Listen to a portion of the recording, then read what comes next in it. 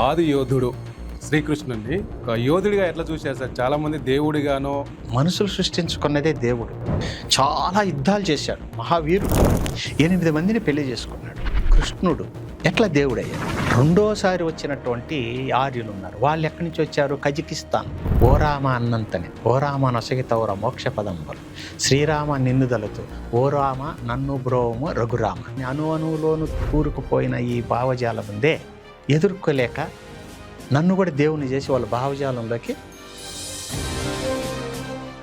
మీరు మళ్ళీ ఆది యోధుడు అన్నప్పుడు ఏమైనా కాంట్రవర్సీస్ లాగా వచ్చిందా ఈ బుక్ మీద? తిట్టిన కూడా తిట్టారు. శూద్ర కులంలో అంత మాత్రాన ద్రవిడు నేను ఎలా రాస్తాము? ఒక రకమైన దాడి జరుగుతుంది కదా సార్, ఇది కరెక్ట్ అన్నట్టుగానో. నేను మీ జాతికి వ్యతిరేకం కాదు, మానసిక బానిసలుగా మార్చేసేటటువంటి భావజాలం ఉందే, ఆ భావజాలానికి వ్యతిరేకం. మనం మనుషులుగా, మానవత్వమే మన మతం. కానీ ఇప్పుడేమో మతాలు బాగా అప్పర్ హ్యాండ్ తీసుకుంటున్నాయి. కులాల వారీగా దేవుళ్ళను కూడా వాళ్ళు ఓన్ చేసుకుంటున్నారు. స్వలాభం కోసం వీటిని పైకి కనిపించని విధంగా డెవలప్ చేస్తున్నారు. ఇది రాజకీయ ఆధిపత్యం కోసమే నాకు అనిపించింది. నరమేధం గురించి నాటకం కానీ, ఆ నాటకం గురించి చాలా ఇంట్రెస్టింగ్ విషయాలు విన్నాను సార్ నేను. చిత్తూరులో ఒక ఇన్స్టిట్యూట్ జరిగింది. ఒక అతను సినిమా థియేటర్ కట్టి, లక్ష్మీ థియేటర్ అని పేరు పెట్టి, ఇక్కడ తీసుకొని పోయిన ఒక అబ్బాయిని తెర వెనక్కి పోయి నరబలిచ్చి చంపేశారు. నేను మంత్రాలు చదువుతుంటే వెళ్ళను. ఆవిడ భూస్వామి, థియేటర్ కట్టే భూస్వామి కత్తెత్తుకొని నిలబడి ఉంటాడు. నేను వేసేయంటే వేసేయాలి. ఇట్లా చెప్తే నువ్వు సినీ ఫీల్డ్కి రాకూడదా అన్నారు గుమ్మడి గారు, మిక్కిలినేని గారు. మిమ్మల్ని నడిపిస్తున్న ఫోర్స్ ఏంటి సార్? అంతర్లీనంగా ఏది నడిపిస్తుంది మిమ్మల్ని? సమానమైన సమాజం ఉండాలి. కొన్ని కులాల ఆధిపత్యం ఏంటి సమాజం పైన, అలాగే కడు పేదరికం ఏంటి మనుషులకి. ఫీల్డ్ వర్క్ చేసి మరీ రాస్తారని ఒకటి గట్టిగా అందరూ చెప్తారు. అంటే బస్విని అనే దురాచారం. అంటే అమ్మవారి పేరుతో ముద్ర వేసి వదిలేస్తారు. ఎవరు కొంగు పట్టినా కాదను. అలాగే మగవాళ్ళని కూడా బస్వినిలాగా వదులుతారు. ఆ తర్వాత ముఖ్యంగా ఈ బీసీ సామాజిక వర్గాల గురించి కూడా రాస్తున్నారు సార్. దళితుల జోలికి పోతే వాళ్ళు ఏకమవుతారు. అలాగే బీసీల జోలికి పోతే ఎవరు పట్టించుకోవడం. కొద్దిమంది రాయలసీమ ప్రాంత సమస్యలను, సామాజిక జాడ్యాలను కానీ వీటన్నిటిని కూడా బాగా బలంగా వినిపిస్తున్నారు. ఇట్లాంటి పరిస్థితుల నేపథ్యంలో రాయలసీమకంటూ ఒక గొంతుకలు వినిపిస్తున్న వాళ్ళు కవులు, రచయితలు వీళ్ళంతా ఉన్నారు. ఇక్కడ బతకలేని పరిస్థితులు ఉన్నాయి, వలస పరిస్థితులు ఉన్నాయి జనాలు. కాబట్టి ఇక్కడ మంచి సాహిత్యం వస్తుంది. అయితే రాయలసీమ ప్రాంతం నుంచే ముఖ్యమంత్రులు ఉన్నారు. పై అధికారులు వాళ్ళే, మంత్రులు వాళ్ళే. బిర్యానీలు కోట్లు వేయడం, ఎప్పుడైతే పదవులకు చిన్న చిన్న పదవులు ఆశ పెడతారే. ఇప్పుడు నాటకం, సినిమా కూడా వచ్చాయి. ఎంత తక్కువ మాట్లాడితే అంత మంచిదేమో నా దృష్టిలో. ఒకవేళ నా పైన ఎవరైనా దాడి చేస్తే చేయొచ్చు, కానీ అసలు ఎన్టీ రామారావు లాంటి వాడు ఆంధ్రదేశంలో పుట్టడం అనేది ఆంధ్రుల అదృష్టమే. చదవాలి అన్న ఈ ఆసక్తిని పెంచే విధంగా మీకంటూ ఒక ఐడియా ఏమైనా ఉందా, ప్రణాళిక కానీ? లోకేష్ గారు 130 కోట్లతో ఒక లైబ్రరీ కట్టడం అమరావతిలో. ఆ లైబ్రరీ కట్టాలని అనుకోవడం అద్భుతమైనటువంటి అంశం అండి.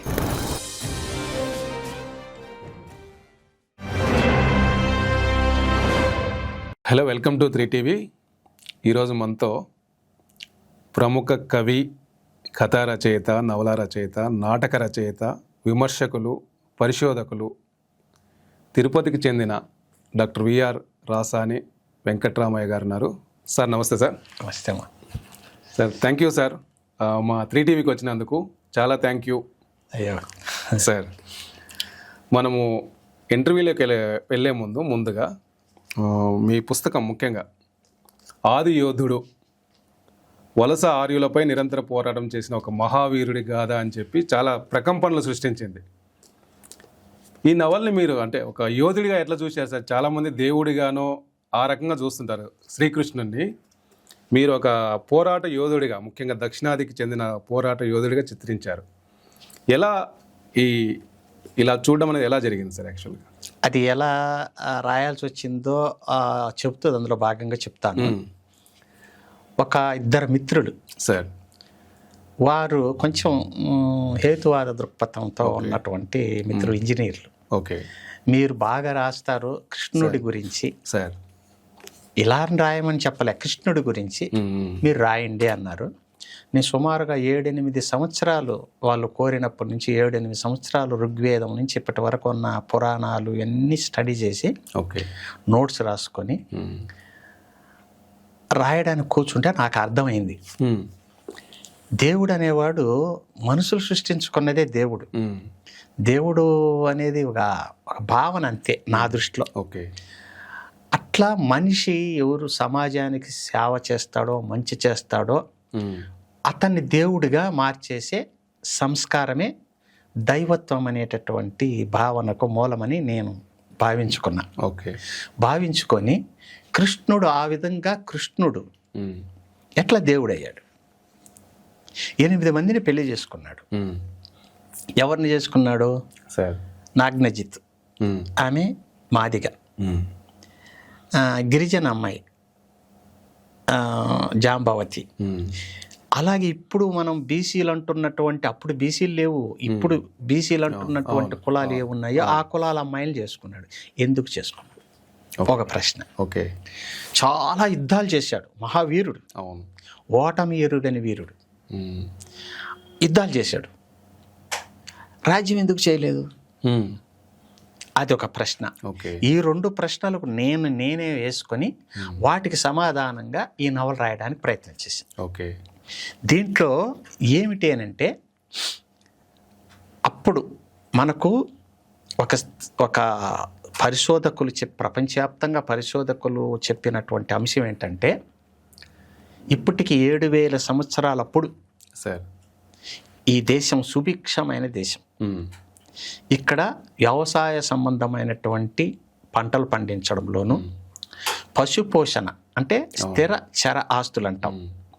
ఇప్పుడు చూడండి, వేరే దేశంలో స్థిర చర ఆస్తులు అనే మాట ఉండదు, స్థిర ఆస్తులు అనేవి ఉంటాయి. వ్యవసాయం లేదంటే ఇండ్లు ఇట్లాంటివి. చర ఆస్తి అంటే చలనం కలిగినవి ఏమంటే పశువులు. ఆ పశువుల్ని కూడా ఆస్తిగా భావించినటువంటి దేశం ఇది. కాబట్టి అటు వ్యవసాయం ఇటు పశుపోషణతో సుభిక్షంగా ఉన్నటువంటి దేశం ఇది. ఓకే. దీన్ని చూసి మధ్య ఆసియా, ఇరాన్, ఇరాక్ అంటాం కదా, ఆ ఆసియా నుంచి మొట్టమొదట మన దేశానికి పశువులు, వాళ్ళు కూడా పశువులు మేపుకుంటూ బరాన్ కనుమలు ఉన్నాయి కదా, కైమాన్ బరాన్ కనుమల నుంచి వచ్చేసారు మన ఇండియాకి. అక్కడ పరిస్థితి వాళ్ళు వచ్చినప్పుడు ఏమిటంటే, చిన్న చిన్న రాజ్యాలు, 2-3 పల్లెలు ఒక రాజ్యం, గణతంత్ర వ్యవస్థ అంటాం. ఒక పట్టణం ఒక రాజ్యం. పట్టణం అంటే అప్పుడు ఏమీ లేదు, ఇప్పుడు పట్టణంలో ఒక వీధి అంతా అంతే. అవిట్లో ఐక్యత లేదు. వీళ్ళు ఏం చేశారు, ఈ పశువులు కొన్ని లక్షల మంది వచ్చేసారు, కొన్ని లక్షల పశువులు మేపుకుంటూ ఇక్కడున్న అనైక్యతను దృష్టిలో పెట్టుకొని వాటిని జయించుకుంటూ వచ్చేసారు. ఓకే. జయించుకుంటూ వచ్చి అక్కడే రాజ్యాలు స్థాపించినారు. వాళ్ళలోనే కొందరు రాజ్యాలు క్షత్రియులైనారు, వాళ్ళలోనే కొందరు ఇక్కడ వ్యాపారం చేస్తూ ఇక్కడ ధనాన్ని వాళ్ళు మూటగట్టుకోవడం చేసింది, వాళ్ళు వైశ్యులు అయినారు. అలాగే ఇలాగ మిగిలిన పౌరోహిత వర్గంగా ఇట్లా మారిపోయినారు. ఇక్కడ అప్పటి కాలంలో ఇక్కడ అద్భుతమైనటువంటి ఒక సంస్కృతి ఉంది. ఏటం సంస్కృతి అంటే ద్రవిడ సంస్కృతి. హరప్ప మహంజదారో అనే వింటాం కదా మనం, అదే అన్నమాట అది. హరప్ప మహంజదారో వాళ్ళు అక్కడ వీళ్ళని ఎదిరించడం ప్రారంభించారు. ఎదిరించడం ప్రారంభించినప్పుడు వాళ్ళను ఎదిరించడానికి ప్రయత్నం చేసినటువంటి వాళ్ళని రాక్షసులని, మనుషులు దిగే వాళ్ళని ఇలాగా పేర్లు పెట్టారు. అలాగా కిన్నెర, కింపురుష, అలాగే నాగ, ఈ జాతులు, ఇవి ద్రవిడ జాతులు, అవి నేలమట్టం చేసేసారు, లేకుండా చేసేసారు. అట్లాగా వాళ్ళని అట్లాగా వాళ్ళ వలసలు సాగుతూనే ఉన్నాయి 2,000 సంవత్సరాల వరకు. క్రీస్తు పూర్వం 1,500 సంవత్సరాల వరకు సాగుతూనే ఉంది. రెండోసారి వచ్చినటువంటి ఆర్యులు ఉన్నారు. వాళ్ళు ఎక్కడి నుంచి వచ్చారు? కజకిస్తాన్, ఈ ఏరియా నుంచి కొందరు వచ్చారు రెండవసారి. వాళ్ళను, ఈ మొదటిసారి వచ్చినటువంటి వాళ్ళను, వాళ్ళ భావజాలాన్ని కృష్ణుడు ఎదుర్కొన్నాడు. కృష్ణుడు ఎదుర్కొన్నాడు. రాముడు ఎదుర్కొన్నాడా లేదా అనేది అది చాలా నా దృష్టిలో కొంచెం కాంట్రవర్షియల్. అతను ఆర్య నాయకుడిలాగా అనిపిస్తుంది. ఓకే. మరి వీళ్ళు చామన ఛాయ ఉన్న వాళ్ళు, ఎవరు? ద్రవిడులు. కాబట్టి చామన ఛాయ పేరుతో రాముణ్ణి చేసి వీళ్ళని వశపరచుకోవడానికి కూడా ప్రయత్నం జరిగినట్టుగా నేనే కాదు, పరిశోధకులు చెప్పినటువంటి అంశం. అట్లా ద్రవిడులు చామన ఛాయ కలిగిన వాళ్ళు. ఓకే. కృష్ణుడు అట్లాంటి వాళ్ళని ఎదుర్కొన్నాడు. అలాగే వాళ్ళ భావజాలానికి లొంగిపోయి వాళ్ళ మను సంస్కృతి ఉంటామే, అదే వాళ్ళది, దాన్ని ప్రచారం చేసుకున్నటువంటి ద్రవిడ రాజుల్ని కూడా వాళ్ళు కీలుబొమ్మలాగా చేసుకున్నారు. వాళ్ళనందరినీ ఎదురుస్తూ అన్ని యుద్ధాలు చేశాడు. అప్పుడుగా విస్తారమైన సామ్రాజ్య వ్యవస్థ లేదు సార్. నేను చెప్పాను గణతంత్ర వ్యవస్థ అని. ఇప్పుడున్నటువంటి విస్తారమైన సామ్రాజ్య వ్యవస్థ లేదు. దాన్ని స్థాపించడానికే అన్ని రాజ్యాల్ని జయించి ఈ రాజ్యంలో కలుపుకుంటూ వచ్చి ఒక సుస్థిరమైన విశాల సామ్రాజ్య వ్యవస్థను స్థాపించడానికి అన్ని యుద్ధాలు చేశాడు. ఓకే. ఈ రెండు కారణాలు, అంటే సాంస్కృతిక పరిపాలన పరంగా, సాంస్కృతిక దాడి నుంచి తమ సంస్కృతిని రక్షించుకోవడానికి, ఓకే, అలాగే ఆ సంస్కృతిలో కలిసిపోయినటువంటి వాళ్ళని మన సంస్కృతిలో కలుపుకోవడానికి తిరిగి అందరి పెళ్ళిళ్ళు చేసుకున్నాడు. ఓకే. అన్ని యుద్ధాలు చేశాడు. అట్లా ఈ ఆర్యుల్ని ఎదుర్కొన్న మొట్టమొదటి వీరుడిగా నాకు కృష్ణుడు కనిపించాడు. ఓకే.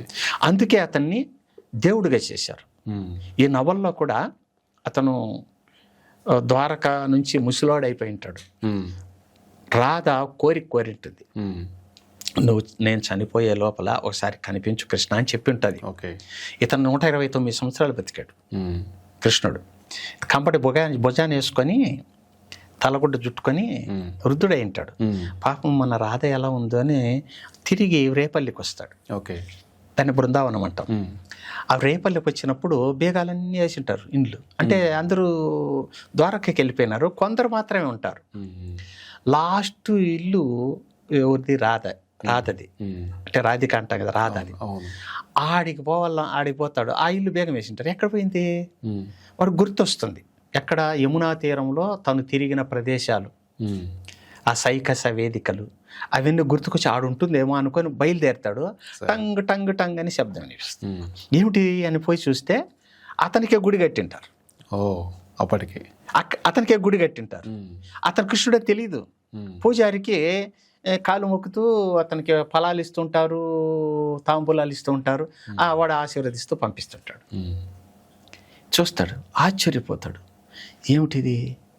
నేను బతికొనగానే నాకు గుడి కట్టారు.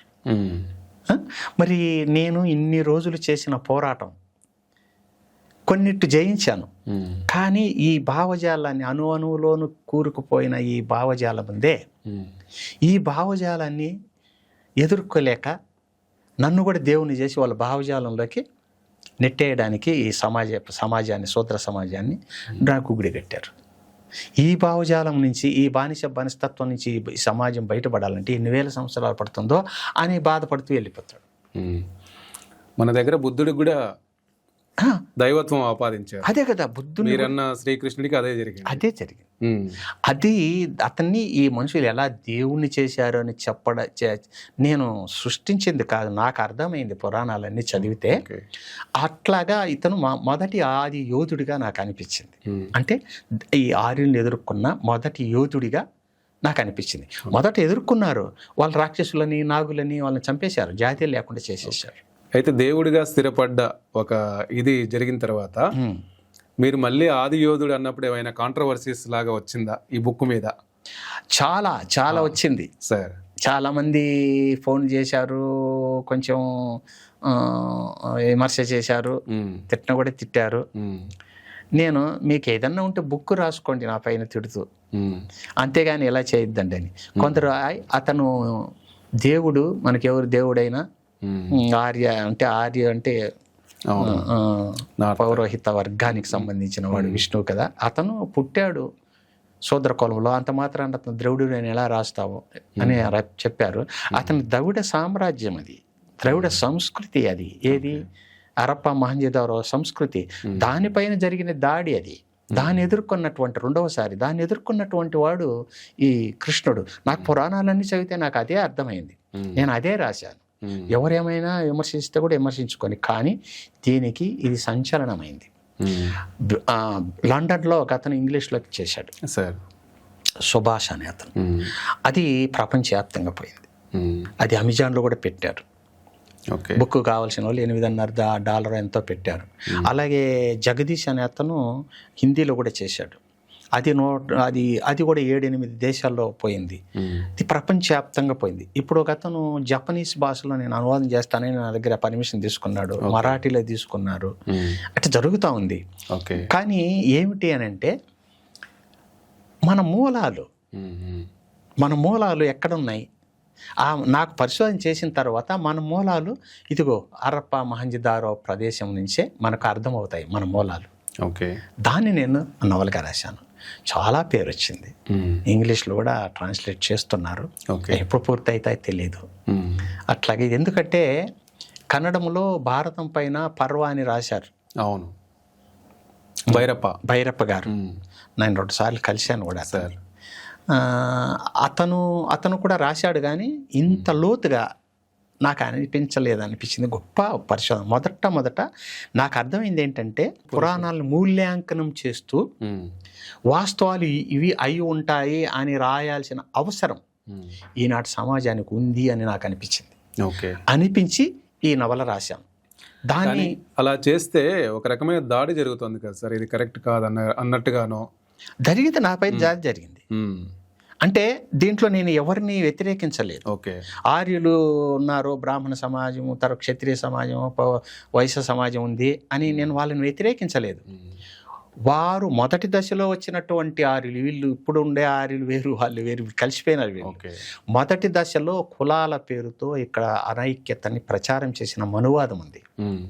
అది సృష్టించిన వాళ్ళు ఆర్యులే. కాబట్టి ఆ భావజాలానికి నేను వ్యతిరేకం, జాతులకు వ్యతిరేకం కాదని కృష్ణుడి దగ్గర చెప్పించా. కుచేలుడు వస్తే అతన్ని కలవడానికి, నేను ఇంత పెద్దవాడిపోయినావు, మీరు యాదవ తెగ కదా, సోదర తెగ, నేనేదో ఈ ఆర్య సమాజానికి సంబంధించిన వాడిని, నువ్వు ఆదరిస్తావో లేదో అనుకున్నానంటే కృష్ణుడి దగ్గర చెప్పించిన మాట, నేను మీ జాతికి వ్యతిరేకం కాదు. మొదటి దశలో వచ్చినటువంటి వాళ్ళు ఈ సమాజాన్ని అనైక్యత పాలు చేసి మానసికంగా బానిసలుగా మార్చేసేటటువంటి భావజాలం ఉందే, ఆ భావజాలానికి వ్యతిరేకం. ఆ భావజాలం మారి సమాజంలో ఉన్న మనుషులంతా ఒక్కటే అనేటటువంటి దృక్పథం కోసం నేను ఆరాటపడ్డాను, పోరాటం చేశాను. అంతేగాని జాతికి వ్యతిరేకం కాదు అని అతని దగ్గర చెప్పించాను. అందువల్ల పెద్దగా దాడి లేదు. నాకు ఫోన్లు చేసి బెదిరించిన వాళ్ళకు కూడా అదే చెప్పాను, నువ్వు కావాలి మీ జాతికి, మనకు ఇప్పుడు ఎవరు ఆర్య జాతి ఎవరు ద్రవిడ జాతి నిర్ణయించలేము. కొన్ని వేల సంవత్సరాలు అయిపోయింది, కలిసిపోయినారు. ఇప్పుడు ఆర్యులని గింజుకోవడం వల్ల ప్రయోజనం లేదు. వాళ్ళు ప్రచారం చేసిన భావజాలం ఉందే, మన భారతదేశపు అనైక్యతను ప్రోత్సహించేటటువంటి కులతత్వం పేరుతో మరో పేరుతో ఉంటాయే, ఆ భావజాలానికి దూరంగా ఉండాలి. మనం మనుషులుగా, మానవత్వమే మన మతం, వేరే మతం కాదు అనే ఉద్దేశంతో దీన్ని చెప్పడానికి ప్రయత్నం. మీరన్న మానవత్వమే మన మతం అంటున్నారు కదా సార్, కానీ ఇప్పుడేమో మతాలు బాగా అప్పర్ హ్యాండ్ తీసుకుంటున్నాయి. కులాల వారీగా దేవులను కూడా వాళ్ళు ఓన్ చేసుకుంటున్నారు.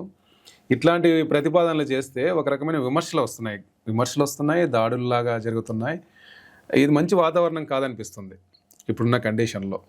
మానవత్వం గురించి కానీ అట్లా దాని ప్రాతిపదికగా ఏదైనా చేస్తే అంగీకరించే పరిస్థితి లేదు ఇప్పుడు. అది లేదు. ఎందుకంటే నాకు అర్థమైంది ఏంటంటే, ఇలాంటి భావజాలాన్ని రెచ్చగొట్టి రాజకీయంగా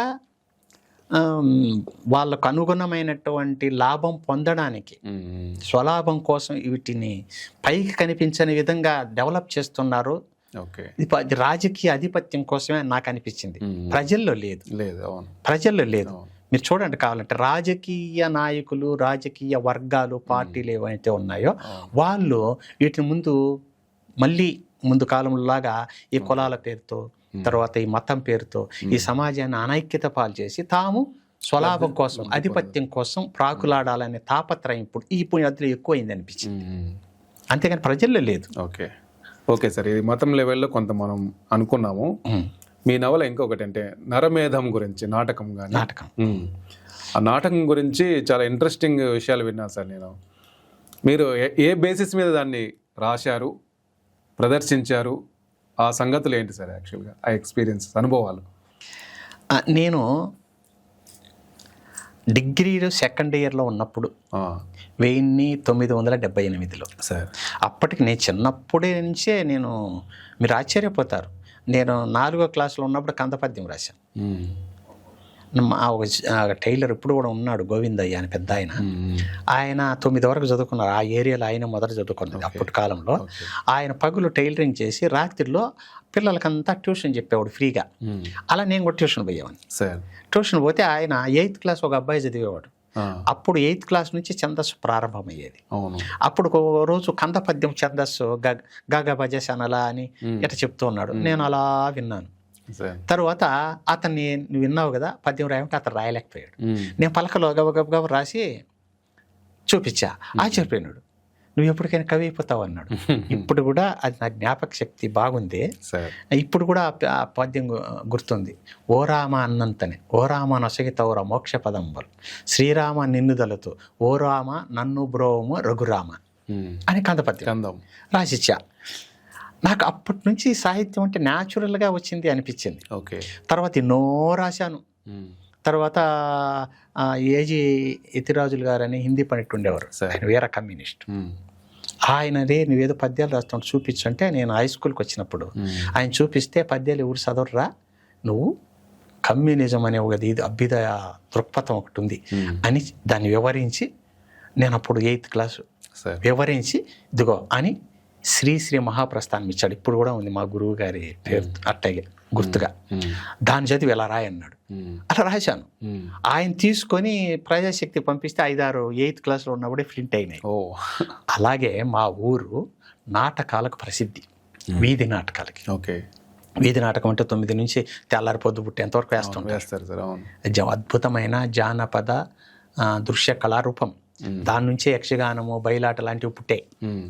ఇది కొన్ని వేల సంవత్సరాల నుంచి జరుగుతుంది.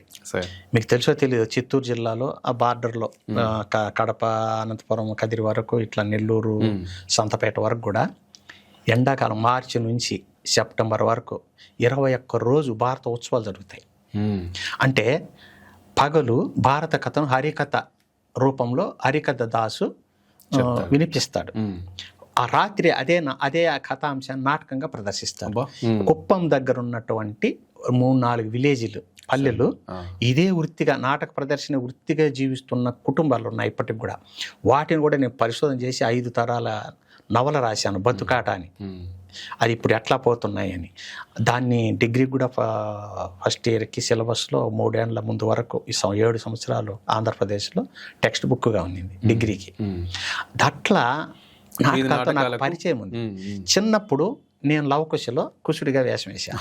అప్పుడు నాకు 10-12 ఏళ్ళ వయసు ఉండొచ్చు. ఆ తరువాత పెద్దయ్యాక ధర్మరాజుగా కూడా వేశాను కురుక్షేత్రంలో. ఆ అనుభవం వల్ల నాటకాలు వేస్తూ వచ్చాను. నాటకాలు వేస్తూ వస్తే నాటకాలు రాస్తూ వచ్చాను. నేను మొట్టమొదటి రాసింది స్వర్గానికి ఇంటర్వ్యూ నాటకం. అప్పుడు యమగోళ రాలేదు. యమగోళ రాకముందు అలాంటిది రాశాను. ఆ రాస్తే అప్పుడు మా చిత్తూరులో ఒక ఇన్స్టిట్యూట్ జరిగింది. ఏమిటనంటే ఒక అతను సినిమా థియేటర్ కట్టి లక్ష్మీ థియేటర్ అని పేరు పెట్టి మొదటి టిక్కెట్ కొనుక్కున్న వాడికి ₹1,00,000 ఆ కాలంలో ఇస్తానని అనౌన్స్ చేశారట. దాన్ని టిక్కెట్ ₹1,00,000 వస్తుంది కదా అని టిక్కెట్ తీసుకొని పోయిన ఒక అబ్బాయిని తెర వెనక్కి పోయి నరబలి ఇచ్చి చంపేశారని. అది బయటపడింది. అతను అరెస్ట్ చేశారు, వాళ్ళ అడ్రస్ లేకుండా పోయినారు. కానీ ఆ థియేటర్ ఇప్పటికి కూడా అండర్ సీలింగ్. ఇప్పుడు కూడా అది సీల్ చేసి అలాగే ఉంది. అడవి మారి చెట్లు కూడా మర్చిపోయినాయి. ప్లాన్గా జరిగింది. అది దాన్ని బేస్ చేసుకొని నేను డిగ్రీ చదివే రోజుల్లోనే నరమేధం అనే నాటకం రాశాను. దాంట్లో మాంత్రికుడిగా నేనే వేసేవాడిని, నేనే డైరెక్ట్ చేసేవాడిని. అప్పుడు 80s ఆంధ్రదేశంలో 2 తెలుగు రాష్ట్రాల్లో ఆ పేరు ప్రచారమైంది నరమేధం అనేది.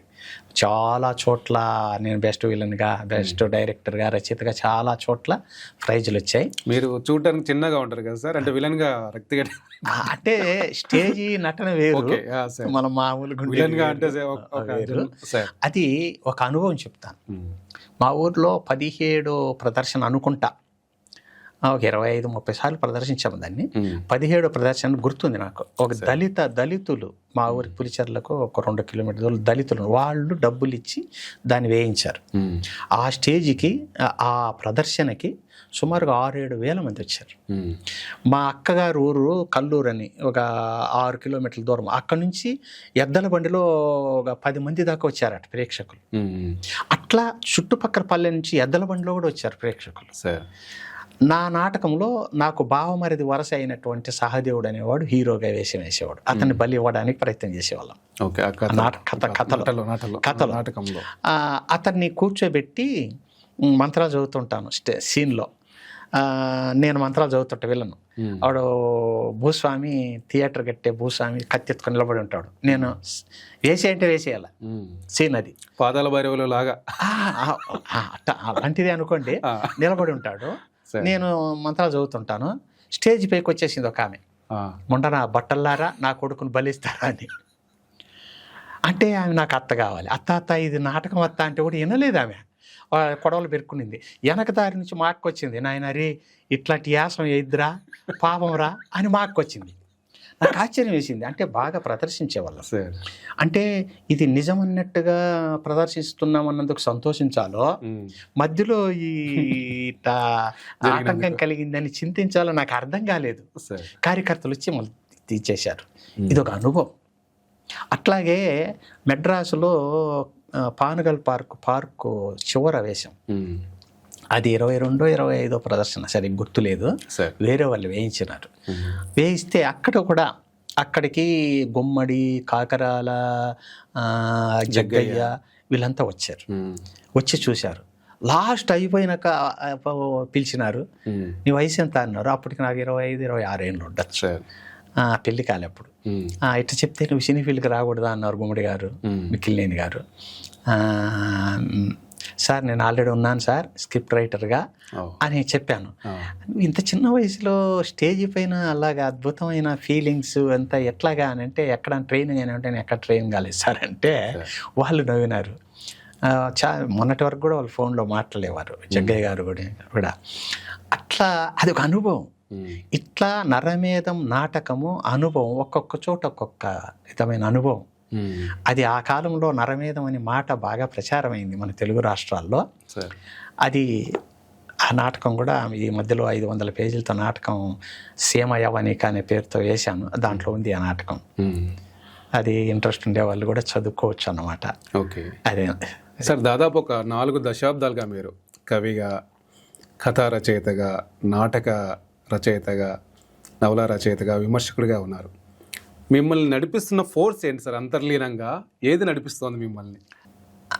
ఇది మంచి ప్రశ్నే సార్. ప్రతి రచయితకు ఏదో ఒక చోదక శక్తి, అదృశ్య శక్తి అనుకున్నా అదేదో పని చేస్తుంటది. ఓకే. లేకుంటే అతను యాక్టర్ అవ్వడమో, రచయిత అవ్వడమో, మరొకటి అవ్వడమో కాలేడు సార్. నాకేమరంటే, నాకు యతిరాజులు సార్ అని చెప్తే హై స్కూల్లో, ఆయన సిపిఎం సార్, ఆయన ద్వారా కమ్యూనిజం అనేది నాకు ఆ చిన్న వయసులో తెలిసింది. ఓకే. నేను ఆ భావజాలాన్ని చిన్నప్పటి నుంచే పెంపొందించుకున్నాను. అభ్యుదయం అనేది ఉండాలి. ఓకే. అట్లాగా నేను విరసములో కూడా పనిచేశాను. బిగినింగ్లో యాక్టివ్గా లేదు కానీ వాళ్ళతో పాటు ఉన్నాను. తరువాత విరసం వేరిపోయిన తర్వాత తిరుపతి వింగ్ సార్, దానికి బోమన్ గారు ఉండేవారు, ప్రజా సాహితీ, స్టూడెంట్స్ ఎస్పీడి అది ఉంది కదా, అది అనుబంధ సంస్థలో ఉన్నాం. నేను ఏఎన్ నాగేశ్వరరావు అనే అతను, ఇంద్రవల్లి, మేమంతా ఉన్నాం. అది దాంట్లో పనిచేసి అప్పుడు ఆ భావజాలం అంటే సమానమైన సమాజం ఉండాలి. కొన్ని కులాల ఆధిపత్యం ఏంటి సమాజం పైన, అలాగే కడు పేదరికం ఏంటి మనుషులకి, మిక్కిలి ధనవంతులు అయిపోవడం ఏమిటి సమాజంలో కొందరు, ఏంటిది అనే ఒక ఆలోచన చిన్నప్పటి నుంచి ఉండేది. ఓకే. అందువల్ల ఆ భావజాలం, ఆ కమ్యూనిజం భావజాలం ఉందే. ఓకే. నేను బాగా కమ్యూనిజం సాహిత్యాన్ని బాగా చదువుకున్నాను. అప్పటికి ఒక అప్పుడు బాగా ట్రెండ్ ఉధృతి కూడా బాగా ఉండింది సార్. అప్పుడు ట్రెండ్ ఉండేది. జ్వాలాముఖి, మన నిఖిలేశ్వర్ గారు మా ఇంటికి వచ్చారు. అప్పుడు అయ్యో అని భూమన్ గారిని అడిగి వెంకటరామయ్య అని ఒక ఆయన ఉండాలి, నేను భలే యాక్టివ్ ఉంటాడు అబ్బాయి అంటే రండి అని విశాలందరూ కూర్చోండి తీసుకొచ్చాడు. ఆయన కౌకిలించుకున్నాడు. ఎన్ని రోజులైంది వెంకటరామయ్య నిన్ను చూశాను అంటే, వెంకటరామయ్య అని అసలు పేరు. వెంకటరామయ్య అంటే ఎవరికి తెలియదు. విఆర్ అంటే వెంకటరామయ్య, రాసాని అనే పేరుతోనే అందరికి అది మా ఇంటి పేరు. అట్లాగా వాళ్ళ ఇన్ఫ్లుయెన్స్, జ్వాలాముఖి కానీ నిఖిలేశ్వర్ కానీ వీళ్ళంతా మా ఇంటికి వచ్చేవాళ్ళు. శ్రీశ్రీ గారు ఉన్నారా సార్ అప్పుడు? శ్రీశ్రీ గారు ఆ టైంలో మిమ్మల్ని ఎట్లా ఇన్ఫ్లుయెన్స్ చేశారు? శ్రీశ్రీ నేను కాలేజీ ఉన్నప్పుడు బోమన కరుణాకర్ రెడ్డి గారు ఉన్నారు కదా, ఆయన మా ఎంత క్లాస్మేట్స్. ఆయన అభ్యుదయ విరసం కూడా ఉన్నారు, వర్షంలో ఉన్నాడు. ఆయన నేను అందరూ కలిసి మెడ్రాస్ పోయి శ్రీశ్రీని కూడా 2 సార్లు మా కాలేజ్ చీఫ్ గెస్ట్గా కూడా తీసుకొచ్చాం. అలాగే ఈయన గుంటూరు శేషేంద్ర శర్మ కూడా తీసుకొచ్చాం. అట్లా అలాగే భానుమతి సినిమా యాక్టర్ని కూడా తీసుకొచ్చాం. ఆయన ముత్యాల ముగ్గు రైటర్ ఉన్నాడే ఎల్వి, ఆయన రైటర్, ఆయన్ని కూడా తీసుకొచ్చాం. అలా అంటే ఆ భావజాలం అట్లా వాళ్ళతో కూడా బాగా పరిచయం ఉండింది. అందులో సినీ ఫీల్డ్లో ఉన్నాను. శ్రీశ్రీను 4 సార్లు కలిశాను. అతని ఇన్ఫ్లుయెన్స్ బాగుంది. మహాప్రస్థానం ఇన్ఫ్లుయెన్స్ నా పైన చాలా బాగుంది. నేను అనుకోవడం, మీరు అడిగిన ప్రశ్నకి, ఈ కమ్యూనిస్టు భావజాలం, అభ్యుదయ భావజాలం, ఇది నా రచనలు రాయడానికి వెనుక నన్ను నడిపించిందని నేను అనుకుంటున్నా. ఇప్పుడు కూడా అదేగా ఉంది అని నేను అనుకుంటున్నాను. ఒకటి సార్, అంటే మీరు ఏది రాసినా కూడా మీరు మంచి అంటే ఫీల్డ్ వర్క్ చేసి మరీ రాస్తారని ఒకటి గట్టిగా అందరూ చెప్తారు. అట్లా ఎట్లా ఏర్పడింది సార్ ఇది? ఒక కథ రాయాలన్నా, ఒక నవల రాయాలన్నా, ఒక నాటకం రాయాలన్నా దాని మీద బాగా స్టడీ చేయాలి, అక్కడికి వెళ్ళాలి, పూర్తి వివరాలు తెలుసుకోవాలి, తర్వాతే రాయాలన్న ఈ ఫీల్డ్ వర్క్ మీరు బాగా చేస్తారని ఒక ఇది ఉంది, అభిప్రాయం, గట్టి అభిప్రాయం అనిపిస్తుంటుంది. మీ అభిమానానికి ధన్యవాదాలు సార్. అయితే నేను చెప్పాను, నాకు అణువణువున అభ్యుదయ భావజాలం ఉంది. అది కమ్యూనిజం వల్ల ఏర్పడింది. కాబట్టి సాహిత్యంలో పాపులర్ లిటరేచర్ అని, సీరియస్ లిటరేచర్ అని 2 రకాలు ఉంటుంది. పాపులర్ లిటరేచర్ అంటే ఎద్దనపూడి వాళ్ళంటే తప్పు పట్టడం లేదు, కొన్ని లక్షల మంది పాఠకుల్ని తయారు చేసిన వాళ్ళు. ఎద్దనపూడి, ఎండమూరి, ఎండమూరి వీరేంద్ర గారు కూడా ఒక సభలో వచ్చి కౌగిలించుకున్నాను ఒకసారి, మీరు సీరియస్ రైటర్ సార్ అని. అట్లాగా ఈ పాపులర్ లిటరేచరు, ఈ సీరియస్ లిటరేచర్ 2 రకాలు ఉంది. పాపులర్ లిటరేచర్లో సమాన సమాజం అని ఏదో నీతి ఉంటుంది, మంచిగా ఉంటుంది, నేను కాదనిలే. కానీ ఈ కమ్యూనిస్టు భావజాలం ఉందే, సమాజ నిర్మాణం అనే భావజాలం, ఇది ఉండదు, అది ఉండదు. ఈ కమ్యూనిస్టు భావజాలం వల్లనే అది ఏర్పడింది. కాబట్టి అలాంటి భావజాలంతో రాసే సాహిత్యం సహజంగా ఉండాలనే భావజాలం నాలో చిన్నప్పటి నుంచి ఊరుకుపోయింది. కాబట్టి సహజంగా ఉండాలంటే ఏం చేయాలి? మామూలు మనుషులు అనుభవిస్తున్న బాధలేంటి, వాళ్ళ అణిచివేతలేంటి, వాళ్ళు ఇది ఏ దోపిడీకి గురవుతున్నారు, ఏ వివక్షకు గురవుతున్నారు అని తెలుసుకోవాలంటే ఫీల్డ్ వర్క్ చేయాల్సిందే. నాకు తెలిసిన జీవితం రాయాలని ప్రయత్నం చేస్తున్నాను. నేను సృష్టించిన పాత్రలు ఇంకా చాలామంది చనిపోయిన వాళ్ళు ఉన్నారు, ఇప్పుడు జీవించిన వాళ్ళు కూడా ఉన్నారు. మరి అట్లాగా నేను ఫీల్డ్ వర్క్ చేయడానికి కూడా అదే కారణం. ఇప్పుడు మీకు ఒకటి చెప్తాను సార్. ఎవ్వరు గుర్తించని, ఎవరి దృష్టిలో పడని జీవితాల గురించి నేనే ఎక్కువ రాశాను మొదట అనిపిస్తుంది. ఎందుకనంటే నక్కల వాళ్ళ గురించి, నక్కలు పట్టే వాళ్ళ గురించి నేను మొదట కథలు రాశాను. ఏమంటారు సార్ వాళ్ళని? నక్కల వాళ్ళు అంటారు, మా పక్క షికారీలు అంటారు, రకరకాల పేర్లు. వాళ్ళ మళ్ళీ 12-15 తెగలు ఉన్నాయి. నేను చూసింది ఎందుకు అంటే మా జీవన వృత్తి ఏంటి అంటే వ్యవసాయం చేయడం, పశువులు, గొర్రెలు మేపడం. నేను ఎంత చదువుకుని లీవులంతా గొర్రెలు మేపడానికి పోయాను. గొర్రెల మంద వ్యవసాయం అంటే వర్షాకాలం అంతా కూడా అడవిలో తోలేవాళ్ళు. అడవిలో మందలు తోలేటప్పుడు హైనాలు వచ్చేటివి, అట్టినే దొమ్మల గుండేని, తోడేలు ఏదో అంటారు, తోడేళ్ళు అంటారు. వాటి నుంచి రక్షించుకోవడానికి ఈ గొర్రెల్ని. అవును. అలాగే ఈ నక్కలు కూడా వస్తాయి. అవును. అందువల్ల అక్కడ సంచార జీవనం నక్కల వాళ్ళు ఎక్కడ నీళ్ళు ఉంటే అక్కడ పోయి 2 నెలలు 3 నెలలు అన్ని నీళ్ళు అయిపోయింది అక్కడ ఉండి ఆడ వేట ఆడడం అవి తినడం పోతూ ఉంటారు. వాళ్ళతో ఒప్పందం, మీరు ఇక్కడ ఉన్న రోజులు నక్కలు రాకుండా చూసుకుంటే మీకు ఒక గొర్రెని ఇస్తామని అందరూ మాట్లాడుకునేవాళ్ళు. అట్లా అందువల్ల మాతో వాళ్ళకి సంబంధాలు ఉండేవి. మా ఇంట్లోకి వచ్చేవాళ్ళు, పాత బట్టలు ఇచ్చేవాళ్ళం, వాళ్ళ బాధలు చెప్పుకునేవాళ్ళు.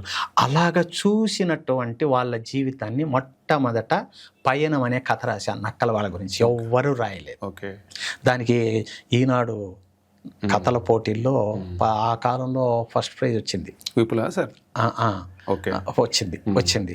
అలాగా జంగమ్మ వాళ్ళ గురించి నేను మొదట రాశాను. పావులు బట్టి యానాదుల గురించి నేను మొదట రాశాను.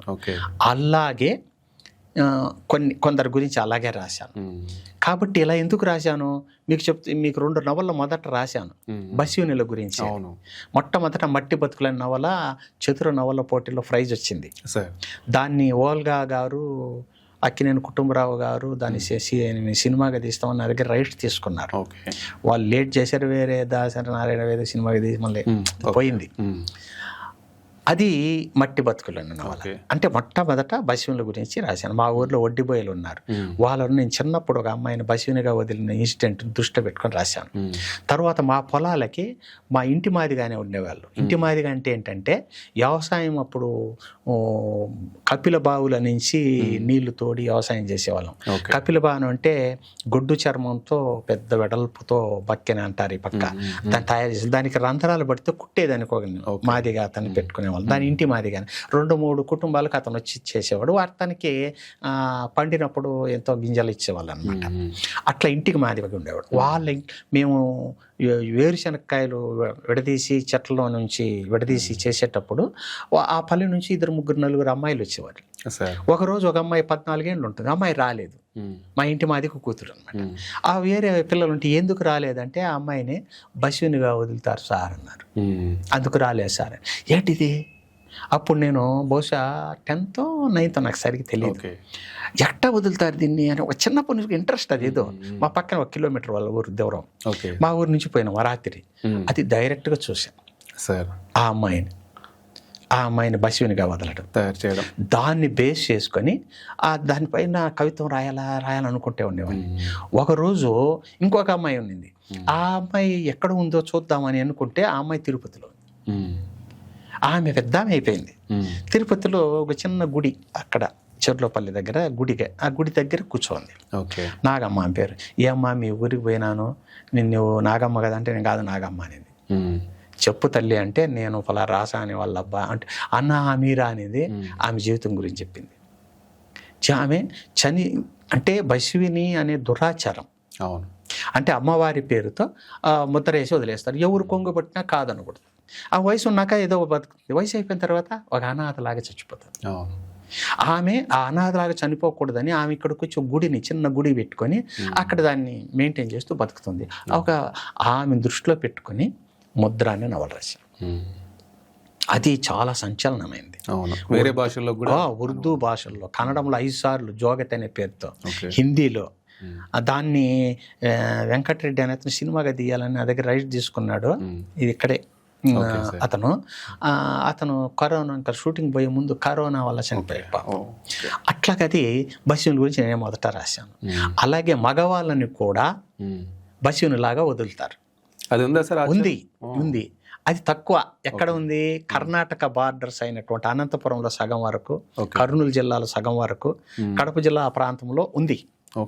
ఈ మిగిలిన ప్రాంతాలు లేదు. వాళ్ళని ఉలిగవ్వ అంటారు. అది కర్ణాటకలో దేవాలయం కూడా ఉంది. బళ్ళారి నుంచి హోస్పేట్ నుంచి 10 కిలోమీటర్ దూరంలో హంపికి యువతల ఉలిగా అనే దేవాలయం ఉంది. ఉలిగా అనే పల్లె, అక్కడ దేవాలయం ఉంది. నేను వాళ్ళపైన నవల రాయాలనుకున్నాను. 2 కథలు రాశాను. ఉలికిల బీడు అని కాటి కాపర్ల గురించి నవల రాశాను కదా. దాంట్లో పిల్లోడిని ఉలిగమ్మగా మార్చాలంటే పారిపోయి వచ్చి కాటి కాపర్లో కలిసిపోయినట్టుగా రాశాను. అది చాలదు, వాళ్ళపైన ఇంకా రీసెర్చ్ చేయాలని 5 సంవత్సరాలు రీసెర్చ్ చేశాను. ఆ కర్నూలు జిల్లాలో ఆలూరు ప్రాంతంలో 20 పల్లెలు తిరిగాను. ఎక్కువ ప్రతి పల్లెలోనూ ఉన్నారు ఉలిగమ్మలు. మగవాళ్ళు ఉన్నారు, ఆడవాళ్ళు ఉన్నారు. ఓకే. అలాగే కళ్యాణదుర్గము, హిందూ ఆ పక్కంతా తిరిగాను. ఉలిగవ్వలు ఉన్నారు. ఓకే. వీళ్ళపైన నవల రాయాలని 5-6 సంవత్సరాలు చేసి ఇప్పుడు 1 year నుంచి స్టార్ట్ చేశాను నవల. ఉలిగవ్వ అనే పేరుతో రాస్తూనే ఉన్నాను. అయితే ఇక్కడ పురుషాధిక్య సమాజం ప్రభావం కనిపిస్తుంది. ఓకే. అమ్మవారి దేవత పేరుతో వదిలిన ఆడవాళ్ళని వ్యభిచారుల్లాగా, వేశ్యల్లాగా మార్చి వాళ్ళని ఒక అనాథలాగా చనిపోయే విధంగా చేస్తారు. అదే మగవాడిని అది దేవుడిలాగా, అతను పెళ్లి జరిగితే అతను ఆశీర్వదించాలి. ఇక్కడ కూడా వివక్షనే, పురుషాధిక్యం నాకు అనిపించింది. అలాగే థర్డ్ జెండర్స్ ఉన్నారు.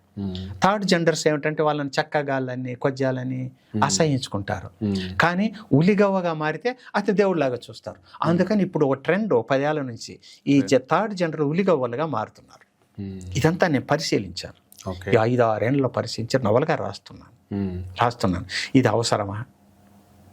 అయితే కొందరికి మేలు జరుగుతోంది, గౌరవం లభిస్తోంది. ఎవరికి? థర్డ్ జనరల్కి. కాబట్టి ఉండాలనా వద్దా అని సందిగ్ధం. ఆ సందిగ్ధంలో నుంచి ఆ నవల రాస్తున్నాను. చాలా ఇప్పుడు సంవత్సరం నుంచి రాస్తున్నాను. ఒక్కొక్క చాప్టర్ 4-5 సార్లు తిప్పి రాస్తున్నాను. అది ఎప్పుడైపోతుందో తెలియదు. అట్లాగా నేను రీసెర్చ్ చేసి వాస్తవాలు రాయాలనే తపన. ఎందుకంటే ఇలాగే మూఢనమ్మకాలు కానీ ఇలాంటివి సమాజంలో ఒక కుళ్ళులాగా సమాజాన్ని పీడిస్తూ ఒక వివక్షకు, ఒక అణిచివేతకు గురి అవుతున్న ఈ సాంప్రదాయాలు, ఇట్లాంటి మనుషులు, వీళ్ళ గురించి రాయాలని తపన ఉంది. కాబట్టే ఎట్లాగా నేను ఆ నక్కల వాళ్ళ గురించి కావచ్చు, ఈ అనాథుల గురించి కావచ్చు, ఆ షికారీల గురించి కావచ్చు, తర్వాత బసివుల గురించి కావచ్చు, ఉలిగవ్వల గురించి రాయడానికి కారణం అలాంటి భావజాలం. దీని వెనక నా కమ్యూనిస్టు భావజాలం అనేది పనిచేస్తుంది ఒక శక్తిలాగా అని నేను అనుకుంటున్నా. ఓకే. విరసం నుంచి మొదలైన మీ ప్రస్థానము, ఆ తర్వాత ముఖ్యంగా ఈ బీసీ సామాజిక వర్గాల గురించి కూడా రాస్తున్నారు సార్ మీరు కొంత. ఈ సమస్యల్ని మీరు అంటే ఓవరాల్గా అది అందరినీ కలుపుకొని రాస్తున్నామా, లేకపోతే ఎవరికి వాళ్ళు విడిపోయి ఉన్నారా? వీళ్ళంతా కూడా బీసీ సామాజిక వర్గం అనేసరికి అది పూర్తిగా ఒక ఆర్గనైజ్డ్గా మనం చెప్పినట్టుగా ఉండదు. ముస్లిమ్స్ని కలుపుకుంటామా, కలుపుకోరా, మైనారిటీ వర్గాలని, ఇట్లాంటివన్నీ క్వశ్చన్స్ వస్తుంటాయి కదా సార్. ఈ సమస్యలు మీరు ఎట్లా డీల్ చేసి రాస్తున్నారు ముఖ్యంగా? ఎందుకంటే దీని మీద ఒక ప్రశ్న ఎప్పుడూ ఉంటుంది. సబ్బండ వర్గాలు అనగానే ఎవరెవరు ఉన్నారు, ఎవరికి వాళ్ళు మళ్ళీ వాళ్ళ కులాన్ని రొమాంటిసైజ్ చేసుకుంటున్నారు. వీళ్ళని ఐక్యం చేయగలరా? ఎట్లాంటి పరిస్థితి ఉంది మీరు రాస్తున్నప్పుడు ఎదురైనా? అంటే ఇప్పుడు సాహిత్యంలో కూడా కొన్ని సిద్ధాంతాలు బయలుదేరినాయి. మొట్టమొదట నుంచి మన ఆధునిక సాహిత్యం వచ్చిన సాహిత్యం మధ్యతరగతి మనస్తత్వాన్ని ఆవిష్కరించడానికే పరిమితమైపోయింది. ఓకే. కానీ 80s నుంచి స్త్రీలు మేము కూడా పురుషులతో సమానమనేటటువంటి దృక్పథంతో మహిళా సాధికారత కోసం వాళ్ళు ప్రాకులాడుతూ వచ్చారు. అది ఒక సిద్ధాంతంగా, ఉద్యమంగా బయలుదేరింది. దాన్ని మనం స్త్రీవాదం అంటాం. అది కొంతకాలం నడిచింది. స్త్రీవాదంలో మళ్ళీ విదేశాల నుంచి దిగుబడి చేసుకున్న స్త్రీవాదము ధనవంతుల స్త్రీలకు పరిమితం అయిపోయి అది కొంచెం వీక్ అయింది. ఇప్పుడు వాళ్ళని విమర్శించినా పర్వాలేదు, ఇప్పుడు జరిగినదే అది. తరువాత 1000 సంవత్సరాల నుంచి అణిచివేయబడుతున్న శూద్రులు, ఆ శూద్రులలో దళితులు అనుకుంటున్నటువంటి కొన్ని కులాల వాళ్ళు ఎంతకాలం ఇలాగా మనం కూడా ఈ వివక్ష నుంచి, ఈ అణిచివేత నుంచి బయటపడాలి అనేటటువంటి ఓ చైతన్యం, అవును, ఆ వర్గాలకు సంబంధించినటువంటి రచయితలు, కవులు ప్రారంభించారు. దీన్ని దళిత సిద్ధాంతం అంటాం. అలాగే ఈ మైనారిటీలు కూడా బయలుదేరారు. స్కై బాబా కానించి, అఫ్సర్ కానించి వీళ్ళంతా ఉన్నారు, షాజహాన్ వీళ్ళంతా. అది ఉద్యమ స్థాయికి ఇంకా చేరడంలే. కానీ తర్వాత బీసీలు కూడా బీసీలను పిలువబడుతున్న ఈ సోదర జాతుల్లో కూడా ఈ తమ గురించి తమ బాధల గురించి తాము చెప్పుకోవాలనుకుంటూ ఉన్నటువంటి భావజాలం ప్రారంభమైంది. అయితే వీళ్ళకి ఏకత్వం అంటే ఐకమత్యం లేదు. ఎందుకో ఐకమత్యం కుదరడం లేదు. కారణం ఎక్కడ కుదరడం లేదు. కానీ స్త్రీవాదం కొంతవరకు కులాలకు అతీతంగా వచ్చింది. అది చాలా మంచి అద్భుతమైనటువంటి చైతన్యం. ఆ తరువాత అది వీక్ అయింది. తర్వాత దళితవాదం ఏమిటి అని అంటే దళిత వర్గాలకు సంబంధించిన వాళ్ళని ఏకం చేసింది. అనుమానమే లేదు. ఇప్పుడు కూడా ఎస్. మీరు సమాజంలో కూడా నేను గమనించాను, ఇప్పుడు ఒక అగ్ర కులస్తున్న ఒక కులం వాళ్ళ జోలికి పోతే వాళ్ళు ఏకమవుతారు. ఓకే. ఏకమవుతారు. దళితుల జోలికి పోతే వాళ్ళు ఏకమవుతారు. అలాగే బీసీల జోలికి పోతే ఎవరు పట్టించుకోవడం లేదు. అవును, ఈ ప్రాబ్లం ఉంటుంది కదా. ఈ ప్రాబ్లం ఉంది ఇప్పుడు. కారణం ఏంటి? వాళ్ళకి ఐక్యత లేదు. ఐక్యత లేదు.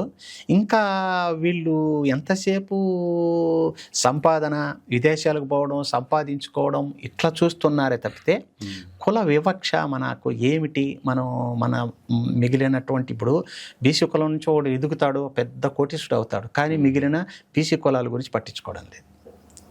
ఏదైనా సమస్య వస్తే నేను ఎదుర్కొన్నాను కూడా. ఒక వేరే కులస్తులు వచ్చి మనపైన దాడి చేస్తే బీసీలు ఏకం కారు, అదే ఎస్సీలు ఏకమవుతారు. చూడండి కావాలంటే. అలాగే అగ్ర కులస్తులే వాళ్ళ కులస్తులు ఏకమవుతారు, వాళ్ళ జోలికి ఎవరిపోరు. ఈ బీసీలు అనాథల్లాగా జీవిస్తున్నారు. ఇప్పుడు వీళ్ళ జోలికి పోతే పైకి మెరుగులు, పైకి ఫౌజులే, మేమంతా ఒకటే అంటారు. కానీ నిజంగా సమస్య వస్తే నేను ఎదుర్కొన్నట్టు సమస్యలు ఎదిస్తే ఏ బీసీ వాడు రాడు. కమ్యూనిస్టులు కూడా, నేను కమ్యూనిస్ట్నే, కానీ కమ్యూనిస్టులు కూడా నాకు సపోర్ట్ చేయలేదు ఒక చిన్న సమస్య వస్తే. అప్పుడు ఏమైంది? నాలాంటి వాళ్ళు చాలామంది ఉన్నారు, వాళ్ళ కుల సంఘాలే శరణ్యమైంది. కుల సంఘాలు ఈనాడు బయలుపడుతున్నాయంటే కారణం కమ్యూనిస్టులైనా ఎవరైనా వాళ్ళ పార్టీలో ఉన్నా కూడా వాళ్ళ అగ్ర కులస్తులకు సంబంధించిన కమ్యూనిస్ట్కి ఏదన్నా వస్తే వాళ్ళు పోతారు, ఉద్యమాలు చేస్తారు. అదే వేరే బీసీ కులస్తులకి ఏదైనా చేస్తే రావడం లేదు, ముందుకు ఉద్యమాలు చేయడం లేదు. ఎందుకు చేయడం లేదు? అప్పుడు వాళ్ళకి రక్షణ ఏంటి? నేనేమి కమ్యూనిస్ట్నే, కానీ కమ్యూనిస్టులు విమర్శించడం లేదు. వచ్చిన మార్పు ఇది. ఇది గమనిస్తున్నారు జనం. అవును, అన్ని చోట్ల అట్లుంది అని కాదు, నేనున్న చోట అట్లా అనిపించి కాబట్టి ఒక సమస్య వస్తే బీసీలు రావడం లేదు, అభ్యుదయ దృక్పథంతో ఉన్నప్పుడు ఇతర పార్టీల వాళ్ళు రావడం లేదు, ఇతర కులస్తుల వాళ్ళు రావడం లేదు బీసీలో. కాబట్టి కుల సంఘమే శరణమైంది వీళ్ళకి. కులాలు అంటే మా కులం ఒకరన్నా ఇద్దరన్నా వచ్చే అవకాశం ఉంది. కుల సంఘాలు బలపడడానికి ఇది కూడా ఒక కారణంగా నేను అనుకుంటా. ఈ మధ్యలో కుల సంఘాలు ఎక్కువ అయినాయి కదా, కారణం ఏమిటి? వాళ్ళ సమస్య వాళ్ళే పరిష్కరించుకోవాలి, వేరే వాళ్ళతో ఎవరు సపోర్ట్ చేయడం లేదు. అందువల్ల బీసీల్లో ఈ కుల సంఘాలు ఎక్కువైనాయి నాకు అనిపిస్తూ ఉంది. ఈ బిల్లు ఇట్లా రావడానికి కారణం ఏంటంటే కుల సంఘాలు ఏర్పడడం వల్ల మళ్ళీ విడిపోవడమే, మళ్ళీ ఐక్యత లేదు. కాబట్టి ఈ కుల సంఘాలు ఏర్పడే వెనక కూడా అగ్ర కులస్తుల యొక్క రాజకీయ పావు కదపడం లాంటిది తప్పనిసరిగా ఉంటాయని నేను అనుకుంటున్నాను. వాళ్ళకి చిన్న చిన్న జడ్పీటీసీలు, సర్పంచ్లు ఇట్లా విసిరేసే బిస్కెట్ లాగా పదవులు విసిరేస్తే దానికోసం ప్రాకులాడుకుంటున్నారు. ఇప్పుడు కూడా చూస్తున్నాం కదా సార్ చాలా మంది. ఇది ఇప్పుడు నడుస్తున్నటువంటి ఈ చరిత్ర అనిపిస్తూ ఉంది. దీన్ని ఏంటి దీన్ని ఈ భావజాలను ఎట్లా ఎదుర్కోవాలి? జనరల్గా మామూలుగా కమ్యూనిజం అంటే సమాజము, వర్గ చైతన్యం ఉండి అందరూ కలిసి పోరాడాలని చెప్తుంది. బట్ తర్వాత ఏమయ్యా, స్థితి ఉద్యమాలు వచ్చాయి, మైనారిటీలు ఒకవైపు, బీసీలు ఒకవైపు, ఇట్లా మొత్తంగా విడిపోయి మళ్ళీ వాటిల్లో కూడా విడిపోవడం అనేది జరుగుతుంది. ఇట్లా అంటే ఎటువైపు వెళ్తోంది ప్రక్రియ అనేది ఒకటి. అదే ఇప్పుడు కొన్ని విషయాలు చెప్పడం బాధాకరంగా ఉంటుంది, ఇబ్బందికరంగా కూడా ఉంటాయి. కుల సంఘాలు ఈ మధ్యలో ఇట్లా పోవడానికి కారణం, ఎదగడానికి కారణం 2 కారణాలు. కమ్యూనిస్టు భావజాలం ఉన్న పార్టీలు ఎంతో బాగా పనిచేసాయి. అసలు కమ్యూనిస్టులు మన స్వాతంత్రం కోసం కూడా వాళ్ళు కూడా ఎక్కువ పోరాటం చేశారు. మొన్నటి వరకు 20-25 ఏళ్ళ వరకు బ్రహ్మాండంగా జరిగినాయి ఎక్కడ ఉద్యమాలన్నీ కూడా. ఈనాడు తగ్గినాయి. ఎందుకు తగ్గినాయి? అది ఆలోచించుకోవాలి. ఈ కమ్యూనిస్ట్ పార్టీలు కూడా ఆలోచించుకోవాలి. అందరినీ కలుపుకోలేకపోతున్నారు. ఎందుకు పోతున్నారు?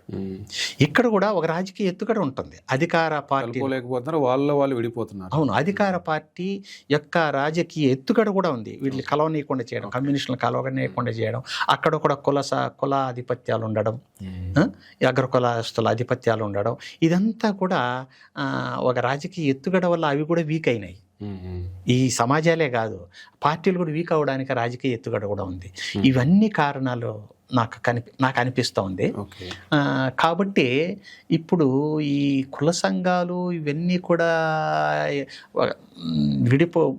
బలపడడానికి రాజకీయ ఎత్తుగడే వాళ్ళకి బిస్కెట్లు వేసినట్టుగా ఈ సర్పంచ్ పదవులు అని చిన్న చిన్న పదవులు, మళ్ళీ పెద్ద పదవులు ఎవరో వీళ్ళకి అంత ఆర్థిక స్తోమత కూడా ఉండదు. కాబట్టి వీళ్ళని ఏకం కానివ్వకుండా చేయడానికి ఈ రాజకీయ ఎత్తుగడ ప్రధానంగా నాకు అనిపిస్తోంది.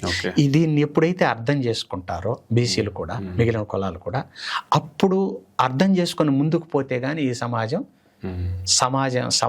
అనేది మనం ఊహించలేం. ఓకే, అది అర్థం చేసుకున్నంత వరకు ఊహించలేం. ఓకే. ముఖ్యంగా రాయలసీమ గురించి సార్, మీరు కొద్దిమంది రాయలసీమ ప్రాంత సమస్యలను, సామాజిక జాడ్యాలను కానీ వీటన్నిటిని కూడా బాగా బలంగా వినిపిస్తున్నారు. అది ఎలా ఉంది సార్? అంటే ఆ ఉద్యమం కానీ లేకపోతే సాహితీ ప్రపంచంలో దాన్ని వినిపించే విధానము బాగానే కొనసాగుతోందా? కొత్త వాళ్ళు అందుకుంటున్నారా? లేకపోతే అది వెనుకబాటుతనంగానే ఇంకా వెనక్కి వెళ్తోందా? ఎందుకంటే తెలంగాణ, ఆంధ్ర విడిపోయిన తర్వాత కూడా ప్రత్యేక రాయలసీమ అనే ఒక నినాదం కూడా వచ్చింది. ఇట్లాంటి పరిస్థితుల నేపథ్యంలో రాయలసీమకంటూ ఒక గొంతుకలు వినిపిస్తున్న వాళ్ళు కవులు, రచయితలు వీళ్ళంతా ఉన్నారు. అది ఎలా కొనసాగుతోంది? ఇప్పుడు సాహిత్యపరంగా మీరు బాగా ఆలోచించండి సార్. మొదటి దశలో కోస్తా ప్రాంతంలోనే సాహిత్యం వచ్చింది. దానికి కారణం ఎవరంటే నీళ్ళకి మానవ సంస్కృతికి అభివృద్ధికి సంబంధం ఉంది. నీళ్ళు ఎక్కడుంటే అక్కడ సంస్కృతి అభివృద్ధి అయింది, సమాజం అభివృద్ధి అయింది. మీరు హరప్పా మహంజదార్ అంటే కూడా సింధు నాగరికత. అది అంటే నీళ్ళు ఎక్కడుంటే అక్కడ సుభిక్షం. ఆ నీళ్ళ ఉన్న ప్రాంతం నుంచే సాహిత్యం కూడా పుట్టింది. కోస్తాలో నుంచి మంచి సాహిత్యం పుట్టింది, కొంతకాలం జరిగింది. తరువాత రాను ఏమైంది? వివక్ష, ప్రాంతాల వివక్ష, నిర్లక్ష్యం. ఎక్కడైతే సమస్య ఉంటుందో, ఎక్కడైతే అణిచివేత ఉంటుందో, ఎక్కడైతే వివక్ష ఉంటుందో, ఎక్కడైతే బ్రతుకు పోరాటం ఉంటుందో అక్కడే మంచి సాహిత్యం వస్తుంది. అలాగా తెలంగాణకి ఒక అస్తిత్వ పోరాటం మొదటి నుంచే ఉంది. ఉత్తరాంధ్ర, రాయలసీమ నిర్లక్ష్యానికి గురైనటువంటి పద్ధతి ఉంది. అక్కడ గనులు తవ్వేయడం ఉత్తరాంధ్రలో, అక్కడ ఆ ప్రాంతాన్ని నిర్లక్ష్యం చేయడం ఈ రాజకీయ వ్యవస్థ. అలాగే రాయలసీమలో, మరి రాయలసీమలో నీళ్లు లేవు, కరువులు, ఇక్కడ వివక్ష. దీనికి ఎందుకు మేలు చేయాలి? నీళ్లు పంపించవచ్చు. కృష్ణా అయితే రాయలసీమ నుంచే పోతుంది, రాయలసీమ నీళ్ళు లేవు, ఆ నీళ్ళు కూడా కోస్తా ప్రాంతానికి పోతున్నాయి. కోస్తా వాళ్ళని వ్యతిరేకించడం లేదు మనం, కానీ ఈ ప్రాంతంలో కూడా ఆ నీళ్ళని ఇట్లా తీసుకొని వచ్చి మధ్యలో వస్తున్న ఆంధ్రీనివా అని అంటున్నారు. సక్సెస్ కాలేదు, ఇంకా ఎప్పుడు నెరవేరుతాయో తెలీదు. కొంత మార్పు వచ్చింది, కొంచెం. కానీ ఇక్కడ నుంచి మంచి సాహిత్యం రావడానికి కారణం ఈ మూడు ప్రాంతాల నుంచి, అంటే ఉత్తరాంధ్ర, తెలంగాణ, రాయలసీమ నుంచి ఎక్కువ. నిజంగా ఈ తెలంగాణ, రాయలసీమే నవల, కథా సాహిత్యాన్ని ముందుకు నడిపిస్తూ ఉంది ఇప్పుడు కూడా. కారణం ఏంటంటే ఇక్కడే బాధలు ఉన్నాయి, మనుషులకి వివక్షకు గురవుతున్నటువంటి పరిస్థితులు ఉన్నాయి, ఇక్కడ బతకలేని పరిస్థితులు ఉన్నాయి, వలస పరిస్థితులు ఉన్నాయి జనాలు. కాబట్టి ఇక్కడ మంచి సాహిత్యం వస్తుంది. ఇక్కడ రాయలసీమలో కూడా ఏమిటి, ఇక్కడ కుల వివక్షలు ఉన్నాయి. పైగా ఏ ప్రాంతంలో లేనటువంటి ఈ ప్రాంతంలో ఒక కక్షల సంస్కృతి ఉంది, ఫ్యాక్షన్ ఉంది. ఈ ఫ్యాక్షన్ ఎవరి నుంచి వస్తుంది? కొన్ని కుటుంబాలు, అగ్ర కులస్తులకు సంబంధించిన కొన్ని కుటుంబాలే ఈ ఫ్యాక్షనిజాన్ని నడుపుతున్నాయి. దాన్ని ఫ్యాక్షనిజంలో ముందు తలలు వాళ్ళు తీసేసి తలలు పోగొట్టుకునేది, ప్రాణాలు పోగొట్టుకునేది అంతా కూడా మళ్ళీ కింది వర్గాల వాళ్ళే. ఆడ నాశనం అవుతున్నది కింది వర్గం వాళ్ళే. వాళ్ళేం బాగానే ఉన్నారు, రాజకీయంగా ఎదుగుతున్నారు, ఆర్థికంగా ఎదుగుతున్నారు, బాగానే ఉన్నారు. ఆడ బలైపోతున్నది ఎవరు? సామాన్యులు. అదొక సమస్య. అది జాలక ప్రకృతి వైపరీత్య సమస్య, కరువు సమస్య. ఇది ఒక మనుషులను ఊపిరాడనీయకుండా చేస్తోంది రాయలసీమలో. ఎక్కడ నీళ్లు ఇంకా అంటున్నారు కానీ నీళ్లు రాలేదు. ఇంకా జరుగుతున్నాయి, వలసలు పోతూనే ఉన్నారు, ఇప్పుడు కూడా పోతున్నారు. మీరు చూడండి, తిరుపతిలో కావచ్చు, హైదరాబాద్లో కావచ్చు, మరొక చోట కావచ్చు, బిల్డింగులు కట్టే చోట, భవనాలు కట్టే చోట కూలీలు ఏ ప్రాంతం వాళ్ళు ఉంటారు? ఉత్తరాంధ్ర ప్రాంతం వాళ్ళు ఉంటారు, ఒరిస్సా ప్రాంతం వాళ్ళు ఉంటారు, రాయలసీమ ప్రాంతం వాళ్ళు ఉంటారు. ఎందుకున్నారు? ఇక్కడ బతుకు తెరువు లేదు. అందుకే ఇక్కడ బతుకు తెరువు లేదు కాబట్టి ఇక్కడ నుంచి రచయితలు గలం పైకెత్తారు. ఇక్కడ నుంచి మంచి సాహిత్యం వస్తుంది. తెలంగాణలో కూడా మొన్నటి వరకు మంచి సాహిత్యం వచ్చింది. ఎందుకంటే అస్తిత్వ పోరాటం అవును. మాకు సపరేట్ తెలంగాణ కావాలని. తెలంగాణ ఏర్పడిపోయింది. ఇప్పుడు ఇక్కడ ఒకరిద్దరు కుల వృత్తుల వైపు నేరెళ్ళ శ్రీనివాస్ గౌడ్ అలాంటి వాళ్ళు ఒకరిద్దరు రాస్తున్నారు. మిగిలిన వాళ్ళంతా వెనకబడ్డారు. వాళ్ళ సమస్య తీరిపోయింది. ఇప్పుడు సబ్జెక్ట్ ఎదుర్కోవడం కష్టం అయిపోయింది వాళ్ళకి, చాలా మందికి. ఇప్పుడు కుల వృత్తుల పైన మళ్ళీ వివక్ష వైపు మళ్ళీ వస్తున్నారు తెలంగాణలో. రాయలసీమలో మొదటి నుంచి అది ఉంది. ఎందుకంటే ఇక్కడ పరిష్కారం కాలే. పరిష్కారం ఎప్పుడైతుంది? కృష్ణా నిధులు నీళ్లు, తుంగభద్ర నీళ్ళు ఇంకా కొంచెం రావాలి, అన్ని ప్రాంతాలకు, చిత్తూరు జిల్లా వరకు రావాలి. వస్తే అట్లాగే ఈ ప్రాంతంలో అయితే ఒంగోలు ప్రాంతంలో కూడా కరువే రాయలసీమ లాగానే. ఆ ప్రాంతాలంతా కూడా మనకు సుభిక్షత వచ్చేంత వరకు, ఈ వివక్ష పోయే వరకు, నిర్లక్ష్యం, ఈ ప్రాంతాల పట్ల నిర్లక్ష్యం పోయేంత వరకు ఈ గలం వస్తూనే ఉంటుంది, మంచి సాహిత్యం వస్తూనే ఉంటుంది. సాహిత్యం వైపు నుంచి ఈ కృషి జరుగుతుంది కదా సార్. అయితే రాయలసీమ ప్రాంతం నుంచే ముఖ్యమంత్రులు ఉన్నారు, అక్కడి వాళ్ళే ఉన్నారు ఇప్పుడు కూడా. కానీ ఎందుకు అంత నిర్లక్ష్యం ప్రదర్శిస్తున్నారు ఆ ప్రాంతం మీద అన్నది, ఆ పొలిటికల్ ఎవరి కోసం పనిచేస్తున్నారు వీళ్ళు? ఇక్కడ ఏమంటే పాలిటిక్స్లో నిలబడాలంటే డబ్బులు కావాలి. ఆ డబ్బులు ఎవరి చేతిలో ఉన్నాయి? ఓకే, 1-2 కులాల చేతుల్లోనే ఉన్నాయి.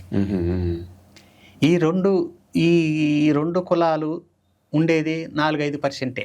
ఓకే, కానీ మొదటి నుంచి ముఖ్యమంత్రులు వాళ్ళే, పై అధికారులు వాళ్ళే, మంత్రులు వాళ్ళే. వాళ్ళు మేనేజ్ చేస్తారు. ఓకే, మేనేజ్ చేస్తారు. డబ్బులు ఉంటాయి, ఖర్చు పెడతారు, మేనేజ్ చేస్తారు. ఓట్లను కొనుక్కుంటారు, మనుషులను కొనుక్కుంటారు.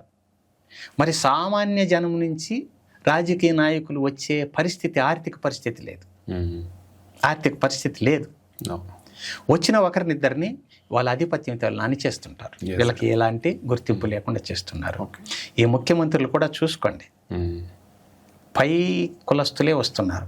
సంజీవయ్య లాంటి వాళ్ళు ఒకరిద్దరు వచ్చిండొచ్చు, కానీ వాళ్ళని నిలదొక్కునే పరిస్థితి లేకుండా చేశారు.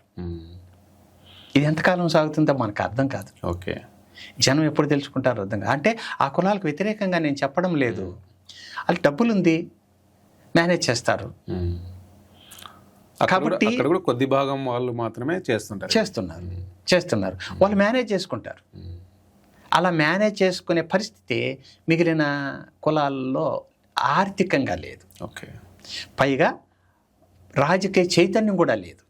ఈ 2 కారణాల వల్ల అట్లాగా వాళ్ళే వస్తుంటారు. ఈ భావజాలం నుంచి ఈ ఆధిపత్యపు భావజాలం అర్థం చేసుకునేటటువంటి మిగిలిన కులాలు ఉన్నంత వరకు ఇట్లాగే. అంటే మన కులం వ్యతిరేకం కాదు, ఎవరు మంచి చేస్తే వాళ్ళు రావాలి. 1-2-3 కులాలు ఎందుకు రావాలి? మిగిలిన కులాలకు అవకాశం ఇవ్వాలి కదా. నిజంగా ప్రజాస్వామ్యం అంటే ఎప్పుడైతే ప్రజలతో కూడా తప్పే, డబ్బులు తీసుకొని ఓట్లు వేయడం, ఎవరు మందు పోయిస్తే వాళ్ళకి ఓట్లు వేయడం, బిర్యానీ ఇస్తే ఓట్లు వేయడం అలవాటు చేసేసారు. వాళ్ళు అట్లా అలవాటు చేసేసారు. వాళ్ళకి అదే కావాల్సింది. దానివల్ల పోతున్నారు. ఈ జనం సామాన్యులు వాళ్ళు ఉండేది 5-6%. మరి వాళ్ళని ఎందుకు మీరు గెలిపిస్తున్నారు? మీరు నుంచి ఎతకండి. డబ్బులు తీసుకోవడం, మందుకు ఓట్లు వేయడం, బిర్యానీలకు ఓట్లు వేయడం, ఎప్పుడైతే పదవులకు చిన్న పదవులు ఆశ పెడతారే, సర్పంచులని, మెంబర్లని, వాటికి ఆశపడడం కాకుండా నిజంగా అందరూ ఒకటేననేటటువంటి భావజాలం ఎప్పుడైతే సామాన్యులు కూడా ఎప్పుడు అలవాటు చేసుకుంటారో అంతవరకు ఈ ఆధిపత్యం సాగుతూనే ఉంటుంది. అది చేయాల్సిన బాధ్యత కమ్యూనిస్ట్ పార్టీలది. అక్కడ వైఫల్యం చెందారు పార్టీలకి. కమ్యూనిస్టు పార్టీలకి వాళ్ళు మాత్రం వీళ్ళని చైతన్యం చేయగలరు, కానీ వాళ్ళు వీక్ అయిపోయినారు. పార్టీలు వీక్ అయిపోయినాయి. వాళ్ళ క్యాడర్ ఎవరు? అక్కడ కూడా వాళ్ళే ఆధిపత్యం. బాగా గమనించండి మీరు. వాళ్ళ క్యాడర్ మాత్రం ఎవరు? ఇదిగో వీళ్ళని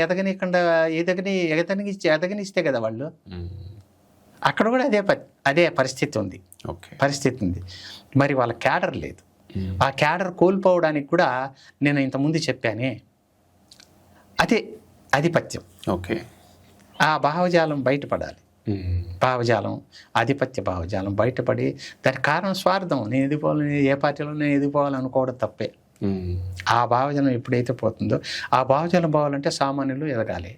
చైతన్యం అమ్ముడు పోకుండా, ఓటుకు అమ్ముడు పోకుండా, పదవులకు అమ్ముడు పోకుండా అందరూ సమానం అనేటట్టు ఎవరైతే మంచి చేయాలనుకుంటాడో మంచి వ్యక్తి ఉంటో వాళ్ళకు ఓటు వేస్తే ఇదిగో మంచి జరుగుతుంది అనుకునే చైతన్యం ఎప్పుడైతే సమాజంలో వస్తుందో అంతవరకు ఇది ఎట్టాగే సాగుతుంది. ఓకే, అట్టాగే సాగుతుంది. యా. సార్, మీరు కవిత్వం రాశారు, కథలు రాశారు, నవలలు రాశారు, అండ్ నాటకాలు రాశారు, విమర్శలు కూడా రాశారు.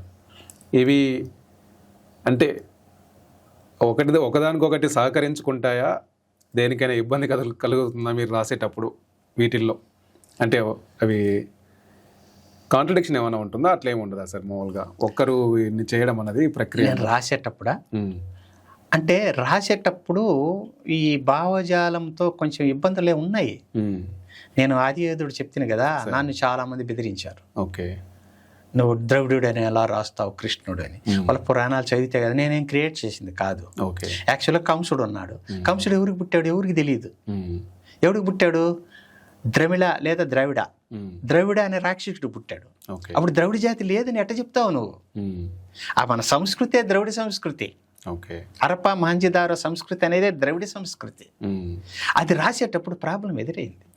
అది ప్రింట్ అయిన తర్వాత ఆశ్చర్యకరం ఏమేమంటే ఆలోచించే వాళ్ళు ఉండారండి. ఇప్పుడు ఐక్యత చేసేవాళ్ళు లేరు. నాకు తెలిసి మంచి పుస్తకం ఉంది, చదివే వాళ్ళు తగ్గిపోయారు అంటున్నారు. తగ్గడం ఏం లేదు. ఎగ్జిబిషన్ చూస్తే తెలుస్తా ఉంది. మొన్న కూడా విజయవాడలో నన్ను చీఫ్ గెస్ట్గా పిలిచినారో చేశాను. ఎంతమంది జనం, ఎన్ని పుస్తకాలు హైదరాబాద్లో. మరి ఎక్కడ ఫెయిల్యూర్ అవుతున్నారు అంటే పుస్తకం వస్తుంది, దాన్ని ప్రజల దగ్గర తీసుకుపోయేటటువంటి దాంట్లో ఫెయిల్యూర్ అవుతున్నారు రచయితలు అని నాకు అనిపిస్తోంది. దానికి కారణాలు వేరే ఉండొచ్చు, ఆ కారణాలు అధిగమించాల్సిన అవసరం ఉంది. మరి ఈ భావజాలం రాసేటప్పుడు కూడా, ఈ నవల రాసేటప్పుడు నేను ప్రింటింగ్ పంపించాను, ఆ బొమ్మ పెట్టాను, వెనక లీడ్ రాస్తాం కదా అభిప్రాయాలు, దాన్ని పెట్టాము ఫేస్బుక్లో, అంటే సోషల్ మీడియాలో పెడితే అది ప్రింట్ ఒక నెల అవుతుంది అనుకోండి ప్రింటింగ్ అయ్యి వచ్చేదానికి. కావాల్సిన వాళ్ళు ఈ నంబర్కి ఇంత డబ్బులు ఫోన్ చేసి మీకు అడ్రస్ పెడితే నేను పుస్తకం పంపుతాను అని చెప్పి పెట్టాను సోషల్ మీడియాలో. పెడితే అది ప్రింటింగ్ నుంచి రాకముందే 300 కాపీలు అమ్ముడు పోయినాయి. అది ప్యాక్ చేయడానికి ఒక నెల పట్టింది, రోజు రాసుకొని డైలీ రాసుకొని పంపించడానికి. అందుకని 500 ఇచ్చాను మొదట మామూలు అట్టతో. అరే ఇది బాగా ఉంది అని చెప్పి మళ్ళీ 500 హార్డ్ బైండింగ్తో ఆర్డర్ చేసాను. 2 ఏళ్ళు అయింది, ఇప్పుడు అయిపోయినాయి. 20-30 కాపీలు ఉన్నాయి. అంటే నేను అనుకోవడం ఏంటంటే, మంచి రాస్తే తప్పకుండా ఆదరిస్తారని. దాంట్లో బొమ్మలు మనం సోషల్ మీడియాలో కూడా పెట్టాను. సోషల్ మీడియాలో అట్ట బొమ్మను ఎన్లార్జ్ చేసుకొని ఫ్రేమ్ చేసుకొని ఇంట్లో తగిలించుకున్న సందర్భాలు బహుశా ఏ పుస్తకానికి లేదు. ఏదైనా ఉంటే పెద్ద రచయితలు ఉంటే వాళ్ళ ఫోటోలు పెట్టుకుంటారు, పుస్తకాన్ని బొమ్మని అట్ట చేసుకొని పెట్టుకోవడం లేదు. మీరు దాంట్లో బొమ్మ కూడా ఉంది, అది కావాలంటే చూపించవచ్చు. మరి అట్లాగా ఈ మధ్యకాలంలో ప్రజల్లోకి వెళ్ళిపోయిన సామాన్యులకు కూడా అది కులాలకు అతీతంగా చేసింది. ఆ ఫోటోలు ఫ్రేమ్ చేసుకోవడం, వాళ్ళ కులం కూడా నాకెవరు తెలియదు.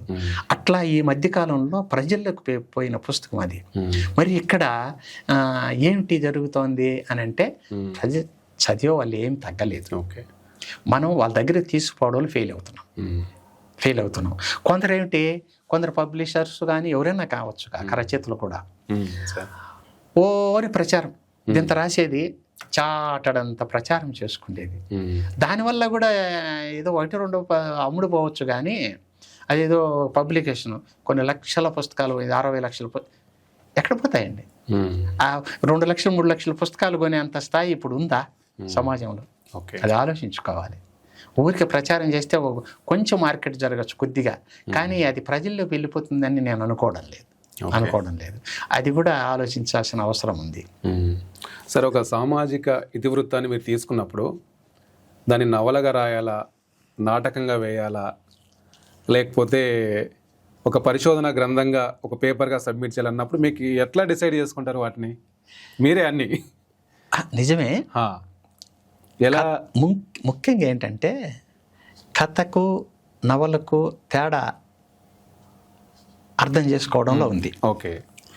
ఏదైనా దారింటి పోతుంటాం, ఏదైనా చదువుతుంటాం, కొన్ని మాటలు వింటూ ఉంటాం, ఫ్రెండ్స్ చెప్పేదంతా. టక్కున ఒక సమస్య ఏదో ఒకటి ఇన్సిడెంట్ చెప్తాడు, మైండ్లో నిలిచిపోతుంది. ఓకే. ఆ ఇన్సిడెంట్ చుట్టూ కథ అల్లితే అది కథ. కథ అంటే ఒక ఇన్సిడెంట్ చుట్టూ ఒకటి రెండు ఇన్సిడెంట్ చుట్టూ చెప్పదలుచుకున్నది దాని ద్వారా చెప్పడం, ఓకే, అది కథ. ఈ మధ్యలో కూడా నేను యానాదుల గురించి చెప్తున్నాను కదా, తేనె తీసేవాళ్ళు బండల పేట్లలో ఎంత ప్రమాదం అంటే, యానాదులు ఉండరు కదా, వాళ్ళకి ఆస్తులు లేవు. ఇంతకుముందు వ్యవసాయం జరిగేటప్పుడు బాగా ఉండేటప్పుడు రైతుల దగ్గరికి వచ్చి ఆడ ఎలుకలు పాడు చేస్తాయి కదా, ఆ పాములు అవన్నీ వాటిని పట్టేవాళ్ళు, బతికేవాళ్ళు, వాళ్ళు ఇచ్చే గింజలతోనే బతికేవాళ్ళు, బతికేవాళ్ళు. ఇప్పుడు ఆ పరిస్థితి లేదు. కాబట్టి ఏం చేయాలి వాళ్ళు? తేనెలు తీసేవాళ్ళు, వాళ్ళే తేనెలు అమ్మేవాళ్ళు. ఇప్పుడు తేనెలే పరిస్థితి. ఆ తేనెలు కూడా ఎక్కడ ఉంటాయి? ఎక్కడో అడవిలో బండపేటలో ఉంటాయి పెద్ద తేనెగలు. ఆవిటి తీయడానికి పోయే యానాదుల జీవితం గురించి రాశాను. అది ఏస్థెటిక్, ఖమ్మం ఏస్థెటిక్స్ దాంట్లో 25,000 వచ్చింది ఫస్ట్ ప్రైజ్ నాకు. ఎట్లా తీస్తారనేది, అది ఆ ఇన్సిడెంట్ వాళ్ళు ఎలా తీస్తారు, ఎలా దిగుతారు, అది చాలా ప్రమాదం. అది చదువుతుంటేనే ఒళ్ళు గగురు పట్టే విధంగా రాశాను కథగా. ఆ కథ మనం ఎన్నుకున్న సబ్జెక్టు అదే ఎన్నుకుంటుంది, ఎన్ని పేజీలు రాయాలి అదే ఎన్నుకుంటుంది, తీసుకెళ్తుంది. అది కథగా పరిణామం అని లేదు. అట్లాంటి జీవితాలు ఒకే జీవితంలో అనేక ఇన్సిడెంట్ ఉంటే ఒక జీవితాన్ని అంతా ఆవిష్కరించగలిగితే అది నవల అవుతుంది. ఒకటి రెండు ఇన్సిడెంట్లు కథ. ఒక జీవితాన్ని, అట్లాంటి ఇన్సిడెంట్లతో కూడినటువంటి ఒక జీవితాన్ని, ఒక వ్యక్తి జీవితం కావచ్చు, ఒక జాతి జీవితం కావచ్చు, ఇట్లా ఆవిష్కరించడానికి ప్రయత్నం చేస్తే అది నవల అవుతుంది. అది తెలుసుకుంటే అది రచయిత అప్పుడే అర్థమవుతుంది. ఇన్సిడెంట్ అదే నవలగా రూపాంతరం చెందుతుందా, కథగా రూపాంతరం చెందుతుందా అనేది ఆ రచయిత ఎన్నుకునే సబ్జెక్టు, ఆ ఇన్సిడెంట్లు, ఆ జీవితమే నిర్ణయిస్తుంది. ఇప్పుడు నాటకం, సినిమా కూడా వచ్చాయి వీటిని తీసుకునే విధంగా. మీ కథల్ని కానీ నవలలు కానీ ఆ దిశగా ప్రయత్నాలు చేశారా సార్? సినిమాగా కానీ సినిమా నేను 6-7 ఏళ్ళు ఉన్నాను, కానీ సినిమా వాళ్ళ గురించి ఎంత తక్కువ మాట్లాడితే అంత మంచిదేమో. ఈ మధ్యలో అనసూయ ఇలాంటి చూస్తున్నాం కదా, ఎంత తక్కువ మాట్లాడితే అంత మంచిదేమో నా దృష్టిలో. ఒకవేళ నా పైన ఎవరైనా దాడి చేస్తే చేయొచ్చు, కానీ ఒకప్పుడు బాగుండేది. ఇప్పుడు సినిమా అంటే స్త్రీ కావచ్చు, జట్టు కావచ్చు, కొన్ని వదిలేసిన వాళ్ళే పోతున్నారు. కొన్ని వదిలేసిన వాళ్ళే, ఓకే, సాఫ్ట్గా చెప్తున్నా, లేకుండా నా పైన దాడి చేస్తారేమో. అట్లా వల్లే మనం ఏదో పెద్ద హీరో, పెద్ద నీతివంతుడిలాగా, అంటే తన జీవితంలో ఏమి నీతి ఉంటుంది అని అనుకోవడం లేదు. స్త్రీ అయినా అంతే అని నేను అనుకుంటున్నా. కాబట్టి ఇప్పుడు సినిమాల గురించి మాట్లాడుకోవడం అంత బాగలేదు అనిపిస్తోంది. ఎందుకంటే నేను సినిమాలు చూడడం మానేశాను. నేను రాసినవి కూడా సినిమాలకు వచ్చాయి వేరే వాళ్ళ పేరుతో, అందుకని వచ్చేసినాను అనుకోండి. అక్కడ అంతే ఉంటుంది, సినీ ఫీల్డే అట్లే ఉంటుంది. అక్కడ సక్సెస్ కాలేరు అట్లా లేకపోతే అని నేను అనుకోవడం. ఆడ కూడా కులాల ఆధిపత్యం అన్నీ ఉన్నాయి ఎక్కువ. కాబట్టి అవి సినిమాల గురించి మాట్లాడుకోవాల్సినంత అవసరం ఈ రోజు లేదేమో అనిపిస్తుంది. ఒకప్పుడు ఓకే, ఎన్టీ రామారావు కానీ, అసలు ఎన్టీ రామారావు లాంటి వాడు ఆంధ్రదేశంలో పుట్టడం అనేది ఆంధ్రుల అదృష్టమే. నిజం చెప్పాలంటే నాకేం పార్టీతో సంబంధం లేదండి. నేను ఇప్పుడు గ్రంథాలయ పరిషత్ సభ్యుడిగా కూడా చేశారు, నాకు రాష్ట్ర సభ్యుడిగా. నేను అడగలేదు, వాళ్ళే చేశారు, అది వేరే విషయం, రాజకీయంగా కాదు. కానీ ఒక సావిత్రి, ఒక ఎన్టీ రామారావు, ఒక అంజలిదేవి, ఒక నాగేశ్వరరావు, ఒక రాజబాబు, ఇలాంటి వాళ్ళు వేరే మన అదృష్టం. ఆంధ్రులుగా పుట్టడం అనేది మన అదృష్టం. ఏమి నటనండి, వాళ్ళు నటులు కాదు, వాళ్ళు నటించడానికి పుట్టారేమో అనిపిస్తుంది. నిజం. ఎన్టీ రామారావు నిలబడినాడంటే ఇంకంతే, ఆడ పార్టీలు ఉండవు, అక్కడ ఆ ముఖమే ఉంటుంది. అట్లాంటి అద్భుతమైన నటులు పుట్టిన ఆంధ్రుల జాతి అండి. కాబట్టి ఆ కాలం పోయింది. ఇప్పుడేమంటే ఒక ఇన్సిడెంట్ చెప్తాను చూడండి. నేను కూడా టెలిఫిలింలో డైరెక్ట్ చేశాను. ఎక్కువ విషాదం చూపించాలంటే పాత సినిమాల్లో మనం కూడా ఏడ్చేస్తాం. ఇప్పుడు విషాదం చూపిస్తే కొంచెం ఫేస్ చూపించి ఏడిపోయిన మొక్కను చూపిస్తారు. ఎందుకు చూపిస్తారండి? ఒకసారి ఆలోచించండి, ఎందుకు చూపిస్తారు?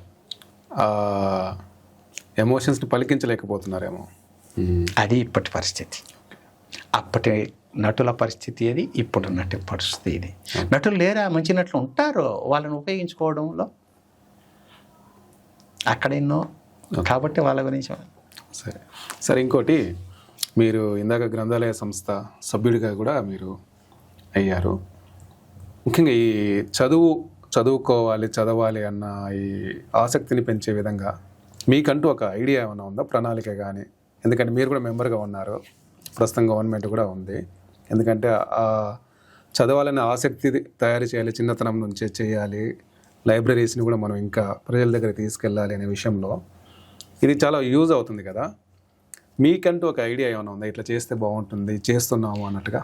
ఇప్పుడు పుస్తకానికి జనం దూరం అవుతున్నది వాస్తవం.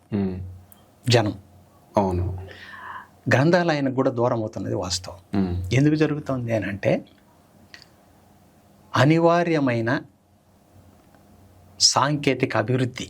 అవును, మనం తప్పకుండా మనం అంగీకరించాలి, దాన్ని ఆస్వాదించాలి, ముందుకు పోవాలి. ఆ టెక్నాలజీ వల్ల గ్లోబు, ప్రపంచం అరిచేతిలోకి వచ్చింది సెల్ రూపంలో. ఈ సెల్లులో అన్నీ వచ్చేస్తుంటాయి, దాంట్లో ఏముండదు, తిప్పుతా ఉంటే మనకే తెలియదు, టైం అయిపోతుంది. అది ఒక కారణం.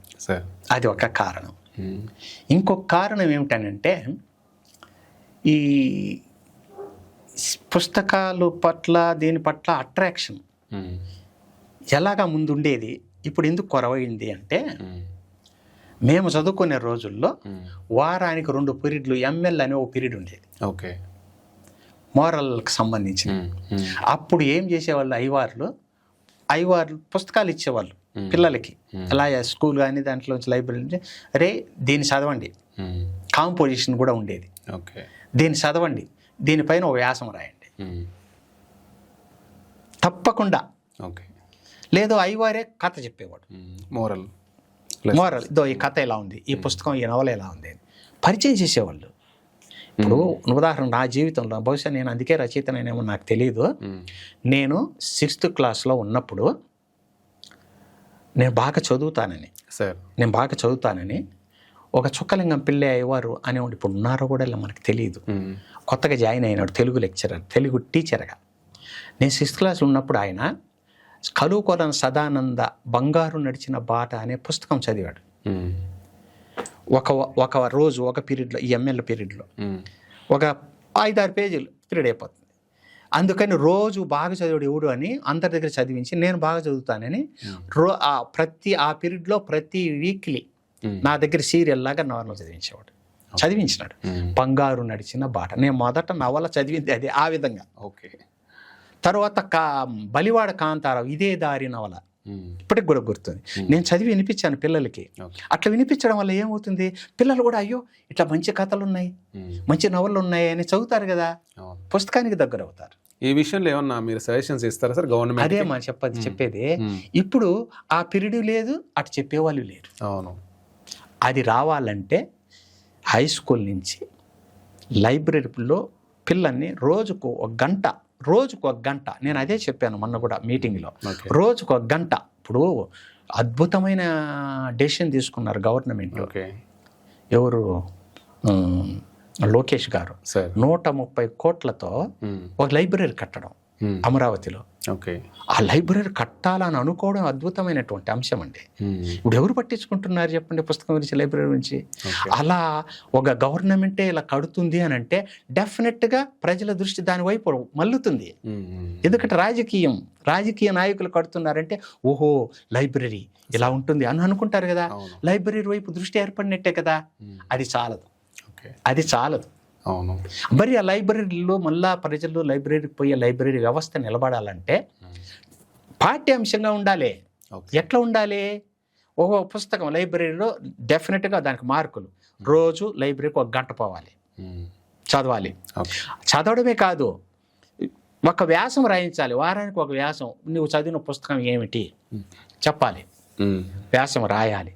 తప్పనిసరిగా పోయి లైబ్రరీకి పోతాడు, ఆ వ్యాసం కోసం రాస్తాడు, దానికి 10 మార్కులు పెట్టాలి. తప్పనిసరిగా అట్లాగా వాళ్ళకు తెలియకుండానే వాళ్ళ మైండ్లో ఇంజెక్ట్ అవుతుంది ఈ పాఠ్యాంశంగా ఉండడం వల్ల. వాళ్ళు పెద్ద అయినా కూడా లైబ్రరీకి పోయే అలవాటు వస్తుంది. మేము అట్లా అలవాటు చేసుకోవడం వల్ల లైబ్రరీకి ఇప్పుడు కూడా పోతుంటాం. ఓకే. ఆ పాఠ్యాంశాలు ఆ పద్ధతి లేకపోవడం వల్ల విద్యా వ్యవస్థలో ఈ లైబ్రరీ వ్యవస్థ ప్రజలకు దూరం అవుతుంది. ఇది రెండో కారణం. మొదటి కారణం టెక్నాలజీ, రెండో కారణం ఇది. టెక్నాలజీని కూడా అందిపుచ్చుకోవచ్చు. టెక్నాలజీ అందిపుచ్చుకో. నువ్వు చదివిన పుస్తకం టైప్ చేయి, అవును, నువ్వు మీడియాలో పెట్టు. నువ్వు చేసిన వ్యాసం, ఆ విద్యార్థి టైప్ చేసిన వ్యాసం మీడియాలో పెట్టు, యాప్లో వాట్సాప్లో పెట్టుకో. బ్రహ్మాండం పెట్టవచ్చు, ప్రచారం వస్తుంది, ఇంకా ఉత్సాహం వస్తుంది వాడికి. వాళ్ళు ఆ రివ్యూ కూడా చేయొచ్చు కదా. అట్లాంటివి చేయిస్తే మళ్ళీ లైబ్రరీ వ్యవస్థ నిలబడుతుంది. ఓకే. ఈ గవర్నమెంట్ కొంచెం ఆ దృష్టి ఉంది కాబట్టి లైబ్రరీ దృష్టి అది చాలదు. ఓకే. పాఠ్యాంశంగా ఎప్పుడు నిర్ణయిస్తారో నేను చెప్పిన పద్ధతిలో, అదే చెప్పిన నేను మొన్న మీటింగ్లో, దాన్ని అమలు చేయగలిగితే మళ్ళీ లైబ్రరీ వ్యవస్థ నిలబడుతుంది, పుస్తకం నిలబడుతుంది, మంచి సాహిత్యం వస్తుంది, మంచి రచయితలు వస్తారు. ఓకే. అంటే మంచి రచయితలు అన్నప్పుడు సార్, మీరు సాహిత్య విమర్శకుడిగా కూడా ఉన్నారు కదా, అయితే రారాతోనే సాహిత్య విమర్శ చనిపోయిందనే ఒక వాదన వినిపిస్తుంటుంది. మీరేమంటారు సార్? మొన్న ఛాయా పబ్లికేషన్ వాళ్ళు ఛాయా మీటింగ్ లిట్ ఫెస్ట్ పెట్టారు. నన్ను ప్రత్యేకంగా సార్ విమర్శని గురించి మాట్లాడు, చర్చ విమర్శ గురించి. కాత్యాయని, వెంకటకృష్ణ అని, ఇంకొక ఆయన తెలంగాణ అతను నర్సిరెడ్డి ఆయన ఉన్నారు. నేను అదే చెప్పినాను, విమర్శ అదే కదా మీరు అడిగింది. విమర్శ ఎందుకు ఇప్పుడు లేదు అని. మొదట విమర్శ అనేది రాయలసీమలోనే పుట్టింది. మొదటి నవల రాయలసీమలోనే పుట్టింది, ఎవరు కాదన్నా. విమర్శ కట్టమంచి రామలింగారెడ్డితో ప్రారంభమైంది. కట్టమంచి రామలింగ కవిత్వ తత్వ విచారం ఆయనతోనే ప్రారంభమైంది. ఈ విమర్శ, నవల, కథ, ఆధునిక కవిత్వం ఇది ఎక్కడి నుంచి వచ్చింది?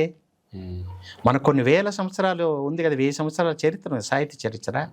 నాన్నయ్య నుంచి 16వ శతాబ్దం వరకు ఏమైంది? అనువాదమే వచ్చింది. ఏదో పాల్కురికి, వేమన లాంటి వాళ్ళు ఒకరిద్దరు స్వేచ్ఛగా అనువాదమే వచ్చింది 1000 సంవత్సరాలు.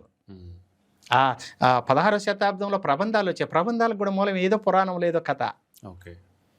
మరి ఆధునికం అనేది లేదు.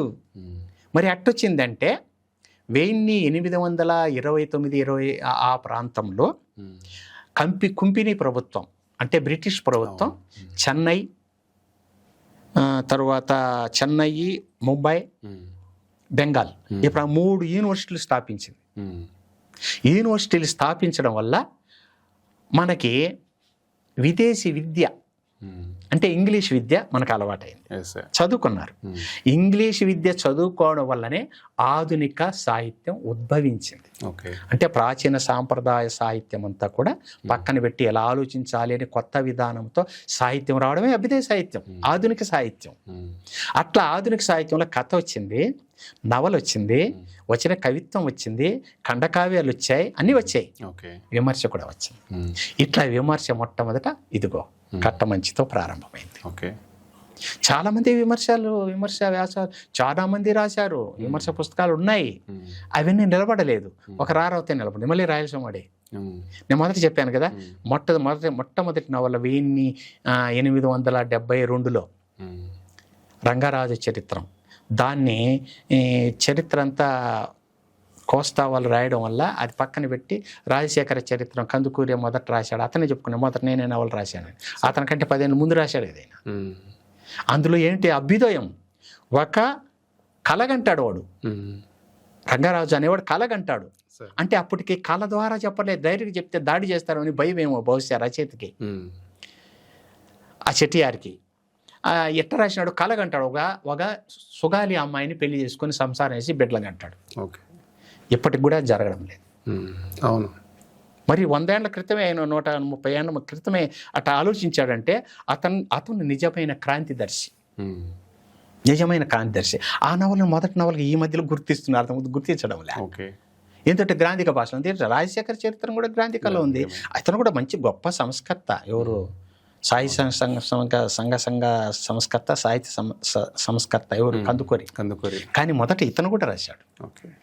అది ఈ అభ్యుదయ సాహిత్యంలో అలాగా మొదట నవల పుట్టింది. ఇట్లా విమర్శ. ఆ విమర్శను పతాక స్థాయికి తీసుకుపోయినవాడు రారా రాచమల్లు రామచంద్రారెడ్డి.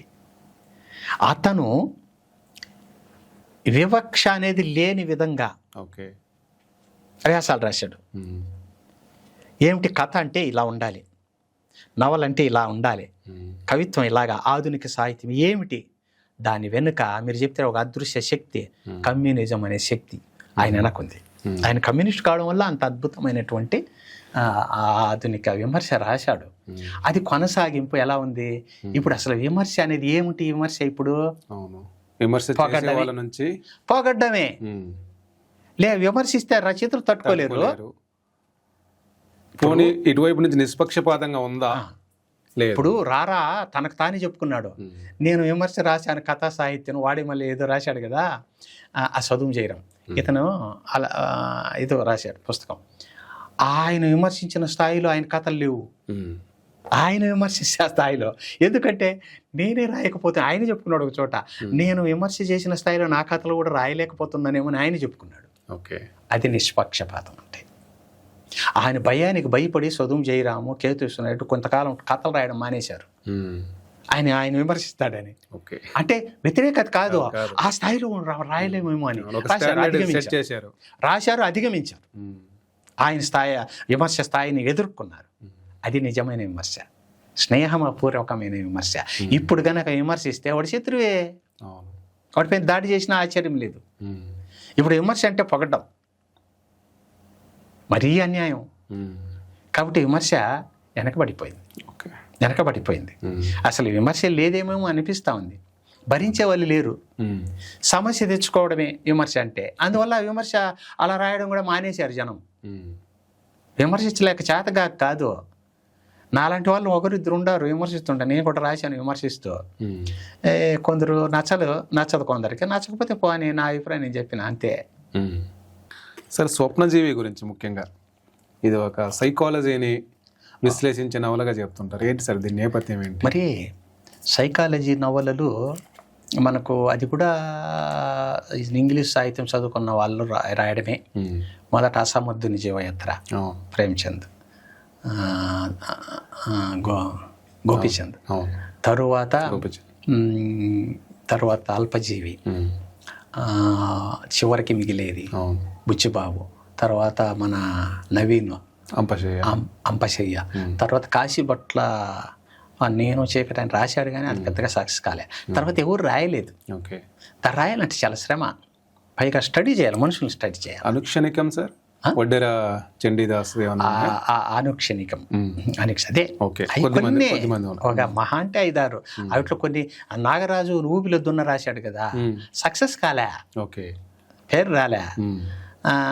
అట్లాగా దానికి కారణం ఎవరంటే మనుషుల్ని అబ్జర్వ్ చేయాలా, రాసేస్తే చదువుకొని రాసేసేది కాదు. దీన్ని రాయడానికి ఏమిటనంటే, నా నాటకాలలో హీరోయిన్గా ఒక అమ్మాయి వేసేది, సుశీల కంఠంలాగా. రేడియోలో చాలా పాటలు పాడింది కూడా, నావి కూడా నా మ్యూజిక్ అంటే రూపకాలు రేడియో వాళ్ళు చేస్తే పాటలు పాడింది. నల్లగుండేది, అందంగా ఉండేది. ఆమె చిన్నప్పుడు వాళ్ళ అమ్మ వాళ్ళ నాన్న చనిపోతే మేనమామ ఎవరు పెంచినారు. ఆమె నా నాటకాలు 5-6 నాటకాలు హీరోయిన్ వేసింది. ఒకరోజు ఒక అతన్ని పెళ్లి చేసుకొచ్చింది. వాడు ఎట్లాంటి వాడు అంటే, వాడు పాటలు పాడేవాడు. ఈమెతో కలిసి పాటలు పాడుతూ ఆయన పెళ్లి చేసుకున్నాడు. వాడు అంతకుముందు ఆమెను పెళ్లి చేసుకున్నాడు. వాడు ఏదో హెరాజ్ చేస్తాడంట లైంగికంగా, ఇంజక్షన్లు ఇవ్వడం, ఇదంతా. ఆమె పిచ్చి బట్టి వెళ్ళిపోయాడు. ఈమె పెళ్లి చేసుకొని వచ్చి హఠాత్తు మా ఇంటికి వచ్చింది. మా మిస్సెస్ కూడా ఉమాదేవి రచయిత్రి. ఆమె సమయానికి వస్తే ఏదో బొట్టు, ఏదో పాత కొత్త చీర కొని ఉంటే అది జాకెట్ ఇచ్చింది. పెళ్లి చేసుకుని, వాడు నీ మొగుడు మంచివాడు కాదని చెప్పలేం కదా, ఇప్పుడు కూడా బతుకున్నాడు, చెప్పలేం కదా. సరే, ఈమెకు 2 ఏళ్ళకి పెళ్లి పిచ్చి పట్టి వచ్చింది. పిచ్చి పట్టిపోయి ఆమె ఇప్పుడు కూడా పిచ్చగత్తె మాదిరి పేపర్లు ఎదుర్కొంటూ ఉంటుంది. మేము అయ్యో అని మేము కళాకారులు అందరూ చేరి ట్రీట్మెంట్ ఇప్పించాం. సార్ ఇప్పుడు మనుషులను గుర్తుపడుతుంది సుమారుగా. కానీ మా పైన కేసు పెట్టాడు, నా భార్యకు నాకు కానీయకుండా చేస్తున్నారని. వాడేమో 3వ పెళ్లి చేసుకున్నాడు, బాగానే ఉన్నాడు పిల్లలు. కానీ ఇప్పుడు కూడా ఆమె ఎప్పుడన్నా కనిపిస్తే, ఇప్పుడు 1 year నుంచి కనిపించడంలే, రాత్రిలో ఎన్నో షాపులు ముందర పడుకుంటుంది, అడక తింటుంది, ఎట్లా చేయి చెప్తుంది, రాసాను సార్ అంటుంది. ఏ మందు అటు చేయి చెప్తుంది, 10 రూపాయలు వేయాల, తక్కువ ఇస్తే తీసుకోదు, ఎక్కువ ఇచ్చినా తీసుకోదు. పోనీ టీ తాగమ్మా అంటే ఏ మందు ఎట్లా అంటుంది. భోజనం చేయి తల్లి అంటే ఎట్లా అంటుంది. అంతే, ఇచ్చినా ఇవ్వకపోయినా 1 నిమిషం అంతే వెళ్ళిపోతుంది. అయ్యో అనిపిస్తుంది. ఆమెను స్టడీ చేసి ఆమెను మగవాడిగా మార్చి ఆ నవల రాశాను, స్వప్నజీవి. దాన్ని రాయడానికి 5-6 ఏండ్లు ఫ్రైడ్ సూత్రాలు, యంగ్ హిట్లర్ ఇవన్నీ చదివి లాస్ట్లో వ్యాసం కూడా రాశాను. వాళ్ళు ఎట్లా భ్రమల్లో ఉంటారు, స్కిజోఫ్రీనియా అనే సైకాలజీ, ఆ భ్రమల వల్ల ఎట్లాగా వాళ్ళు ఎలా మాట్లాడుకుంటారు, అది లాస్ట్కు చనిపోతుంది.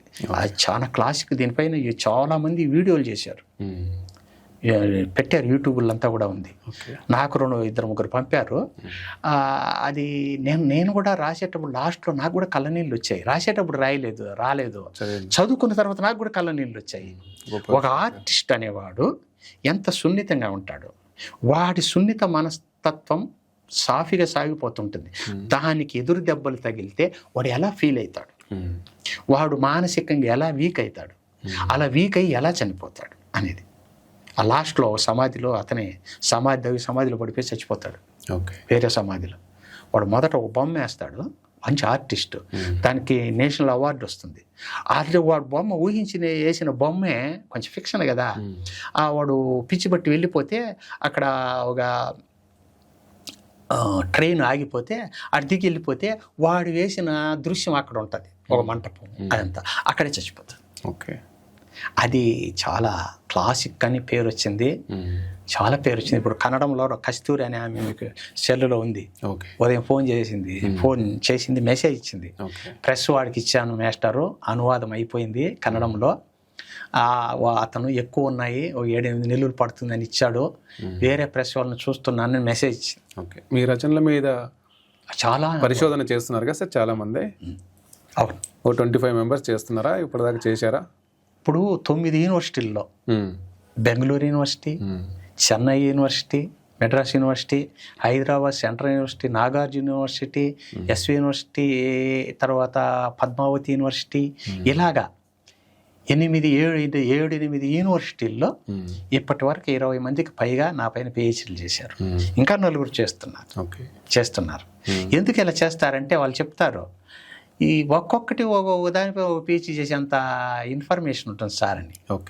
ఉదాహరణకి ఇది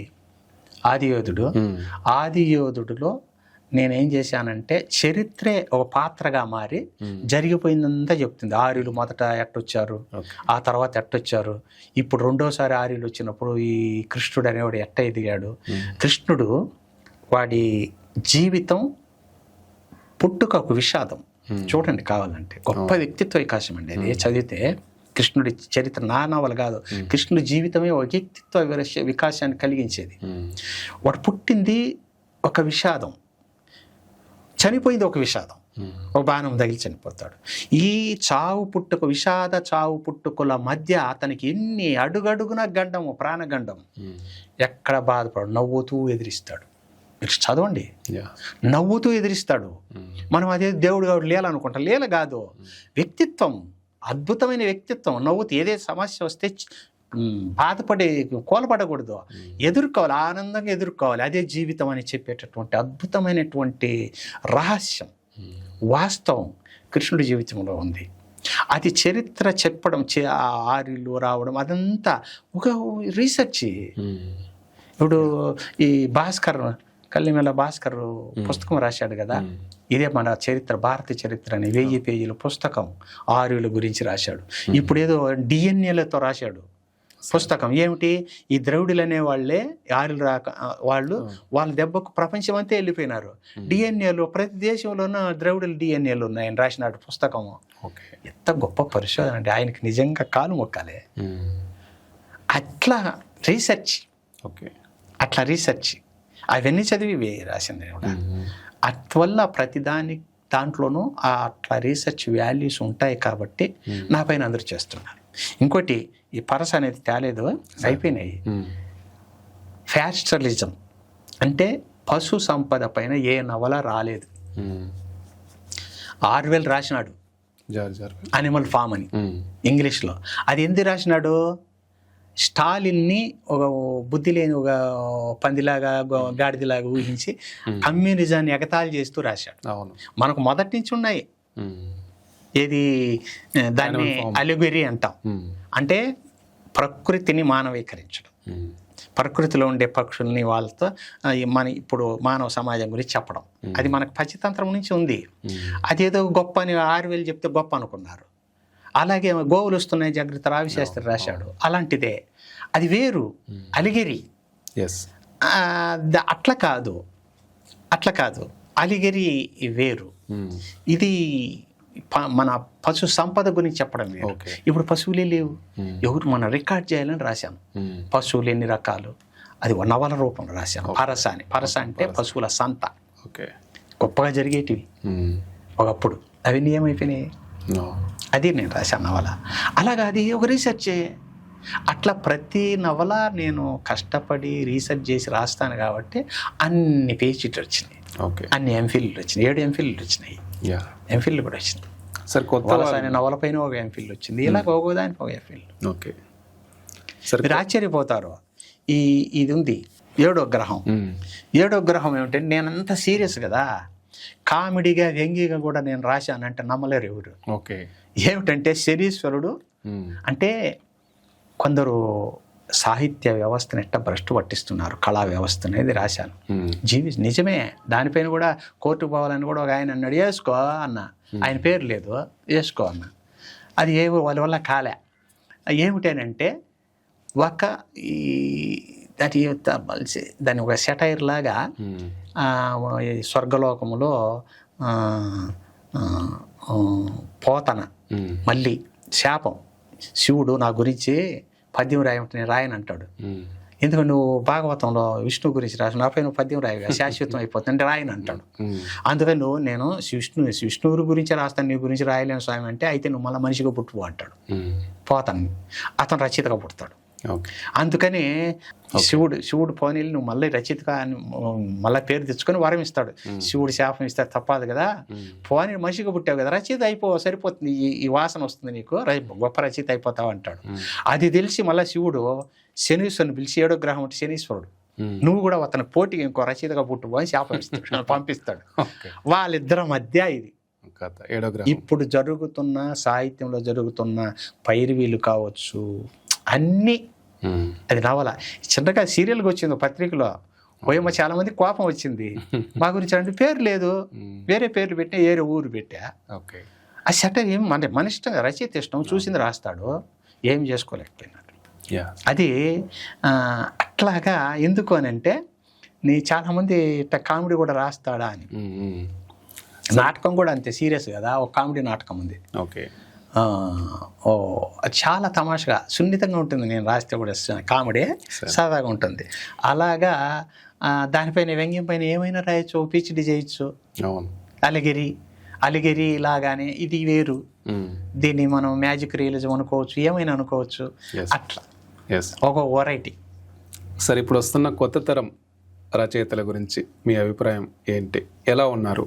మంచి వాళ్ళు అంటే ముందు తరాన్ని అందుకొని సాహిత్యాన్ని ముందు తీసుకెళ్లే వాళ్ళు వస్తున్నారా? మీ అబ్జర్వేషన్ ఏంటి? అంటే ఒకటి చెప్పాల్సి ఉంది. నేను ఆధునిక సాహిత్యం కూడా ఒకవేళ వచ్చిన సాహిత్యం అంటే నూతలపాటి గంగాధరం నుంచి ఇప్పటి వరకు మన మల్లెల నరసింహమూర్తి వరకు, ఇంకా మాట పల్లిపట్టు వరకు కవిత్వం వచ్చింది.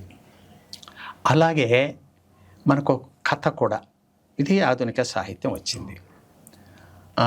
బండారా చిమాంబక నుంచి, గురజాడ నుంచి వస్తుంది.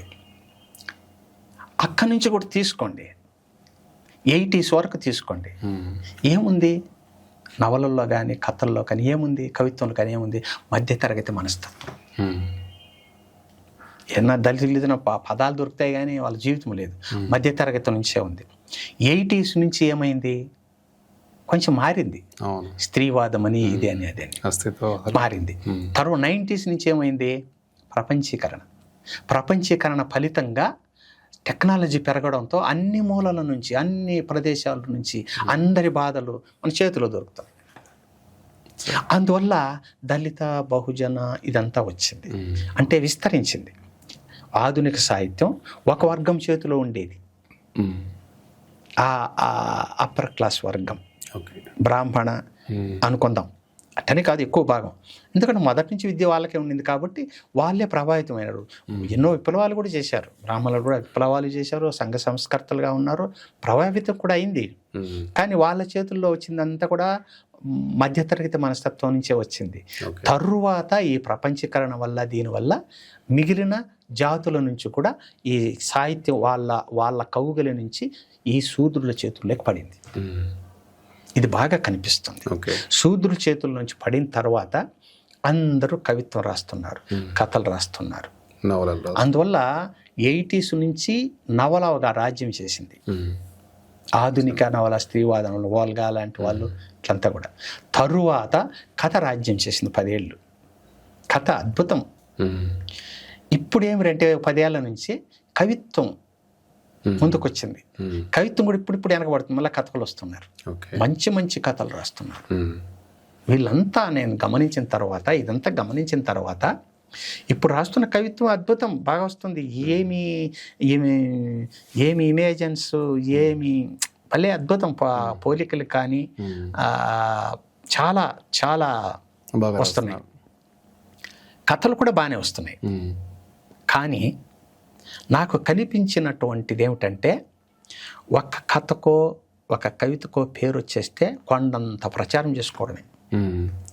ఎవట్లో యాప్స్లో కానీ ఇట్లా వీళ్ళు పొగిడించుకొని వ్యాసాలు రాయించుకుంటూ చేసుకోవడమే. చేసుకున్నారు, బాగానే ఉంది. కథ రాసినా కూడా అంతే, రాసేది ఒక కథ, చెప్పేది ప్రచారం ఎక్కువ. ప్రచారం ఎక్కువైపోయి వీటిలో డెప్త్ తగ్గిపోతా. నేను గమనించాను. మంచి సబ్జెక్టులు ఎన్నుకుంటున్నారు, తాజా ఇంప్రెషన్స్ వస్తున్నాయి. అయితే డెప్త్ ఎందుకు లేకపోతున్నాయి? ప్రచారం ఎక్కువైపోవడం ఒకటి, రెండోది ఏంటి, అంతకు ముందు వచ్చిన సాహిత్యం చదవకపోవడం.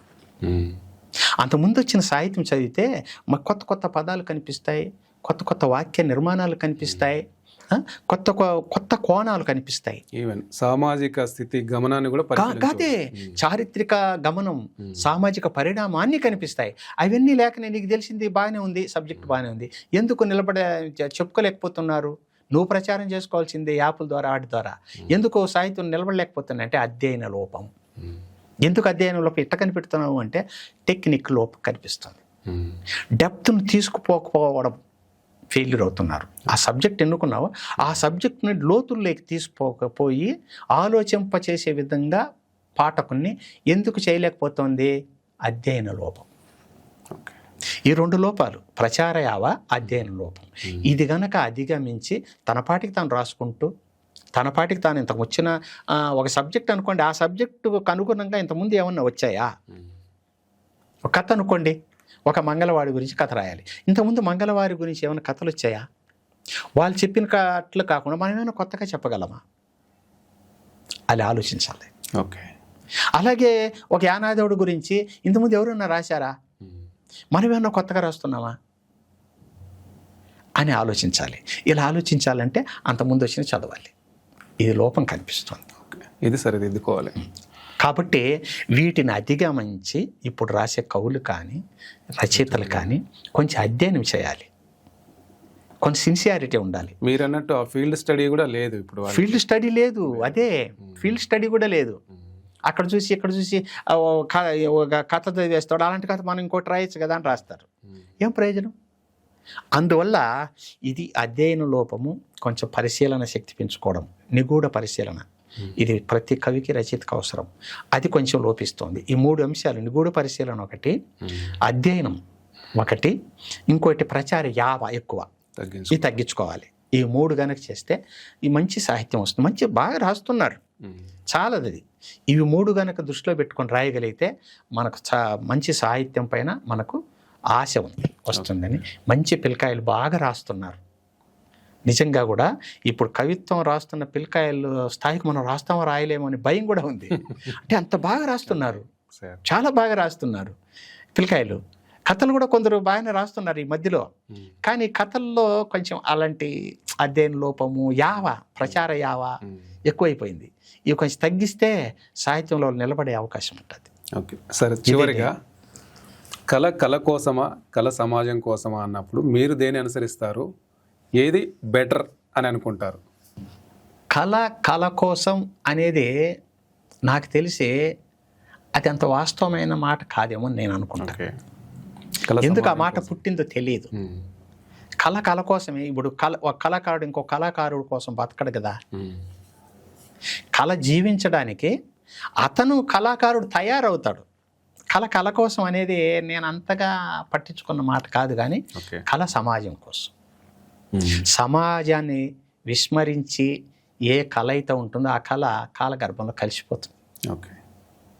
సమాజం లేనిటువంటిది, సమాజ ప్రయోజనం లేనటువంటి కళ ఉంటేనే ఊడితేనేమి. ఆ రోజుల కాలంలో రాజుల కోసమే కళగా ఉండింది కాబట్టి నాటకమైన, నృత్యమైన అవన్నీ కూడా దేవదాసి వ్యవస్థ అంతా చాలామందికి ఇది కొంచెం చెప్పాలనిపిస్తోంది. దేవదాసికి బసివునికి తేడా ఉంది. దేవదాసి రాజుల కాలం నుంచి వచ్చింది, అప్పర్ క్లాస్కు సంబంధించింది. వాళ్ళు ధనవంతులై ఉంటారు దేవదాసులు. వాళ్ళని రాజులు వాళ్ళు మెయింటైన్ చేస్తారు, వాళ్ళకి ఎంటర్టైన్మెంట్ కోసం. అలాగే వాళ్ళు లైంగికంగా కూడా జమీందారులు వాళ్ళు పోషించారు. వ్యవస్థ లేదు పోయింది. 1930 లోపల వెళ్ళిపోయింది. అది లేదు, ఇప్పుడు లేదు. కానీ బస్సుని వ్యవస్థ అట్లా కాదు. దానికంటే ముందే దానికి సమాంతరంగా బస్సుని వ్యవస్థ ఉంది. బస్సుని వ్యవస్థ ఇది పేదరికం, మూఢనమ్మకం ఆధారంగా వచ్చింది. అదే దేవదాసి మూఢనమ్మకం ఆధారం కాదు. అది ఒక సాంప్రదాయ కళ కోసం అంటారు కూడా, అట్లా వచ్చింది అది. ఇది వేరు. కాబట్టి అది ఇట్లాగా కళ కోసం అన్నప్పుడు ఇట్లా దేవదాసి కూడా స్టెప్ వేస్తుంది. అది కళ కోసం కాదు కదా. స్టెప్పులు వేస్తారు, చిందులు అంటాం, బస్సుని చిందులు అంటాం. అది కళ కోసం కాదు కదా, బతుకుతెరువు కోసం. మరి కాబట్టి సమాజం కోసం కళ పుడితే అప్పుడు సమాజం బాగుంటుంది. సమాజం లోపాలను చిత్రిస్తూ కళ ఉంటే ఆ లోపాలను సరిదిద్దుకునే అవకాశం ఉంటుంది. కాబట్టి కళ సమాజం కోసం అనుకోవడమే ఆరోగ్యకరం, ప్రయోజనకరం. చాలా విషయాలు చెప్పారు. Thank you so much sir. నమస్తే అండి. నమస్తే.